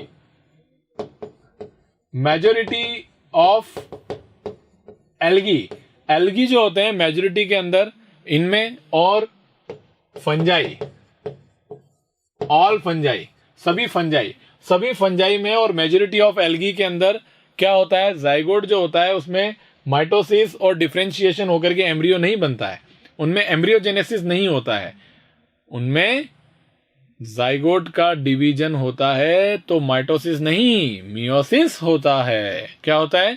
मियोसिस होता है जाइगोट में। और ध्यान रखिए इसको बोलते हैं जाइगोटिक मियोसिस। और जाइगोट में मियोसिस हो गया तो हैप्लॉइड स्ट्रक्चर बनेगी, और haploid unicellular structure haploid multicellular body बनाएगी, इसीलिए उनका लाइफ साइकिल हैप्लॉन्टिक है। तो हैप्लॉन्टिक लाइफ साइकिल वाले ऑर्गेनिज्म के अंदर इनमें जाइगोट में मियोसिस होता है, जाइगोटिक मियोसिस होता है। तो बताइए जाइगोट आगे क्या करेगा, उसको किसने डिसाइड किया? उस ऑर्गेनिज्म के लाइफ साइकिल ने डिसाइड किया। उसका लाइफ साइकिल हैप्लॉन्टिक है तो जाइगोटिक मियोसिस हो गया। अगर लाइफ साइकिल हैप्लोडिप्लॉन्टिक होता तो डिप्लॉन्टिक बॉडी तो है ना बॉडी में, तो डिप्लॉन्टिक बॉडी तो तब बनती जब डिप्लॉयड मल्टीसेलुलर हो, तो डिप्लॉयड मल्टीसेलुलर तो ये बनाना पड़ेगा, तो उनमें एम्ब्रियोजेनेसिस होता है। तो हैप्लोडिप्लॉन्टिक लाइफ साइकिल ब्रायो और टेरिडो में होता है। तो ब्रायोफाइट और टेरिडोफाइट में हैप्लोडिप्लॉन्टिक लाइफ साइकिल की वजह से वहां पर जाइगोटिक मियोसिस नहीं होता है, जाइगोट एम्ब्रियो में कन्वर्ट होता है, डिप्लॉयड मल्टीसेलुलर स्ट्रक्चर में कन्वर्ट होता है एम्ब्रियो में। तो एम्ब्रियोजेनेसिस कहां देखने को मिलती है आपको? ब्रायो में, टेरिडो में, हैप्लोडिप्लॉन्टिक लाइफ साइकिल वालों में। सर जिम्नो और एंजियो में क्या होता है? अरे भाई जिम्नो और एंजियो में तो डिप्लॉन्टिक लाइफ साइकिल होता है, पूरा मैक्सिमम स्ट्रक्चर डिप्लॉयड होता है उनकी बॉडी में। तो डिप्लॉयड बॉडी तो डिप्लॉयड स्ट्रक्चर तो बॉडी में बनाने का सोर्स क्या है? एम्ब्रियो ही है, तो उनमें तो एम्ब्रियो बनेगा। तो haplodiplontic bryo pterido embryogenesis present, gymno angio life cycle diplontic embryogenesis present. Algae majority of algae life cycle, algae का life cycle, majority of algae life cycle haplontic, no embryogenesis, there is zygotic meiosis. Yes और no? ध्यान रखिए इस बात का। और बाकी आपको सारी चीजें पता ही है कि जाइगोट का आगे डेवलपमेंट होना है तो एक तो लाइफ साइकिल तो डिसाइड करता ही करता है, साथ में उसका नरिशमेंट, जाइगोट को एनवायरमेंटल फैक्टर्स, अरे भाई फेवरेबल एनवायरमेंट है या नहीं है डेवलप होने के लिए? वो जो अंडा दिया है वो अंडे के पास में गर्मी वर्मी अच्छी इंक्यूबेशन है या नहीं है? वो होगा तभी जाकर के जाइगोट आगे डेवलप होता है। तो एनवायरमेंटल कंडीशंस और life cycle of organism decide zygote will be what zygote will be form, embryo और नॉट। ओके, तो ये ध्यान रखिए पोस्ट फर्टिलाइजेशन इवेंट में जाइगोट का आगे डेवलपमेंट। ये देखो मैंने हैप्लॉन्टिक लाइफ साइकिल दे रखा है, सॉरी ये पूरा डिप्लॉन्टिक लाइफ साइकिल है, ये हैप्लॉन्टिक लाइफ साइकिल है, ये हैप्लोडिप्लॉन्टिक लाइफ साइकिल है। तो लाइफ साइकिल डिसाइड कर लिया, जो करना है जिस तरीके से करना है वो सारा का सारा, ठीक है। तो देखो यहाँ पे कुछ एल्गी और फंजाई, जो मैंने बोला ना कि अनफेवरेबल कंडीशन में कुछ फंजाई और एल्गी सेक्सुअल रिप्रोडक्शन को शिफ्ट करती है। क्यों? क्योंकि उनके जाइगोट के चारों ओर सिस्ट बन जाती है। तो मुझे एक बात बताओ, जाइगोट आगे क्या करेगा वो एनवायरमेंटल फैक्टर भी डिसाइड करता है या नहीं करता है? तो आपको पहले से ही पता था कि एनवायरमेंटल फैक्टर कैसे हैं, एडवर्स हैं, तभी तो आपने सेक्सुअल रिप्रोडक्शन करके जाइगोट बनाया। तो फिर जाइगोट एनवायरमेंटल कंडीशंस के अकॉर्डिंग, अनफेवरेबल कंडीशंस के अकॉर्डिंग जाइगोट का डेवलपमेंट नहीं होगा, ये एक सस्पेंडेड स्टेज में चला जाएगा, अपने चारों ओर सिस्ट बना लेगा। तो बताइए जाइगोट का डेवलपमेंट एनवायरमेंट पे डिपेंड किया या नहीं किया? किया। दूसरा, जाइगोट का डेवलपमेंट अच्छा कब होगा? जब फेवरेबल टेम्परेचर, फेवरेबल कंडीशंस होगी, तो वो भी एनवायरमेंटल डिपेंडेंसी की बात है। और तीसरा, ऑर्गेनिज्म की लाइफ साइकिल पर डिपेंडेंट है कि मियोसिस होगा, एम्ब्रियो बनेगा, नहीं बनेगा, ये सारी बातें जाइगोट के डेवलपमेंट को डिसाइड करती हैं। ओके, तो ये लाइफ साइकिल वाला पॉइंट हो गया, ये एनवायरमेंटल वाला पॉइंट हो गया। जाइगोट एक लिंक होता है, वाइटल लिंक होता है। जैसे मैं और मेरे बच्चे के अंदर जो बीच में एक यूनिसेलुलर चीज है वो क्या है? जाइगोट ही तो है ना। नई जनरेशन की सेल जो है वो कौन है? जाइगोट ही तो एक वाइटल लिंक हो गया। चाहे मल्टी सेलुलर ऑर्गेनिज्म हो, चाहे कुछ भी हो, जो नया ऑर्गेनिज्म बनता है उसकी शुरुआत जाइगोट से ही होती है। ओके, तो every sexually reproducing organism including human being life start with the single cell zygote. अब दूसरा पार्ट है पोस्ट फर्टिलाइजेशन इवेंट का, वो है एम्ब्रियोजेनेसिस। और एम्ब्रियोजेनेसिस मैंने आपको बता ही दिया है, डिवीजन होता है माइटोसिस और डिफरेंशिएशन होकर के एम्ब्रियो बनता है। किसमें एम्ब्रियो बनता है, किसमें नहीं बनता है, और वो एम्ब्रियो बनने का प्रोसेस बॉडी में होता है, आगे तक होता है, तो उसको बोलते हैं विविपेरस। और अगर बॉडी में नहीं होता है, कैल्केरियस शेल में होता है, तो वो होता है ओविपेरस ऑर्गेनिज्म। अच्छे वाले विविपेरस होते हैं, रीजन आपको पता ही है, ठीक है। ओविपेरस का और विविपेरस का दोनों का बातें लिखी हुई है, बहुत जो मैंने बोली है वही बातें यहाँ पर लिखी हुई है। ओके, और फ्लावरिंग प्लांट के अंदर आपको पता है कि जाइगोट का फॉर्मेशन ओव्यूल में होता है, और ओव्यूल के अंदर जाइगोट एम्ब्रियो बना लेता है। तो जाइगोट के अंदर जब जाइगोट एम्ब्रियो में कन्वर्ट हो जाता है, तो ओव्यूल जो होता है वो सीड में कन्वर्ट हो जाता है। और ओव्यूल प्रेजेंट होता है ओवरी में। जब अंदर ओव्यूल सीड में कन्वर्ट हो रहा था, उसी टाइम पे, उसी साइमल्टेनियसली बाहर ओवरी किस में कन्वर्ट हो रही थी? फ्रूट के अंदर कन्वर्ट हो रही थी। और बाहर फ्रूट में ओवरी कन्वर्ट हो गई, और उसके जो फ्लावरल पार्ट हैं, जो कैलिक्स, कोरोला, सेपल, पेटल्स, ये सब झड़ जाते हैं, हट जाते हैं वहां से जनरली। ओके, तो इस तरीके से सारा का सारा ये डेवलपमेंट होकर के फाइनली ये सीड जो होता है वो डिस्पर्स हो जाता है। सीड डिस्पर्स होकर के अनफेवरेबल कंडीशन में जर्मिनेट होता है और जर्मिनेट होकर के वो सीड नया प्लांट बना लेता है। तो ये था सेक्सुअल रिप्रोडक्शन के थ्रू नया प्लांट बनना और आगे तक बढ़ना। इस तरीके से एनसीईआरटी में डायग्राम दे रखे हैं फ्रूट्स के। तो ये S for seed, P for pericarp. Pericarp ovary की वॉल होती है, जब फ्रूट बन जाता है ओवरी, तब उस ओवरी की वॉल को हम बोलते हैं फ्रूट वॉल पेरिकार्प। ठीक है, तो ये डिफरेंट टाइप के फ्रूट्स बन गए ओवरी से, और ओव्यूल से बन गया सीड, और अंदर जाइगोट से बन गया एम्ब्रियो। सीड टर्मिनेट करेंगे, नया प्लांट बन जाएगा। यस और नो? तो ऐसा करके हमने ये सारा चैप्टर पढ़ा, इसकी सारी बातें पढ़ी, बहुत शॉर्ट में, स्वीट में, और टिप्स एंड ट्रिक्स आपको मिले होंगे। कई सारे एमसीक्यूज जो हैं इसमें मैंने बोल दिए हैं मुंह से ही, आपको ऐसे ही सॉल्व हो जाएंगे। अब आप इसके एमसीक्यूज सॉल्व करिएगा, आपको कहीं पर भी प्रॉब्लम नहीं आएगी। तो ये था चैप्टर। अगले लेक्चर के अंदर हम मिलते हैं कुछ नया चैप्टर लेकर के, उसकी टिप्स एंड ट्रिक्स सीखेंगे। Thank you so much, bye bye.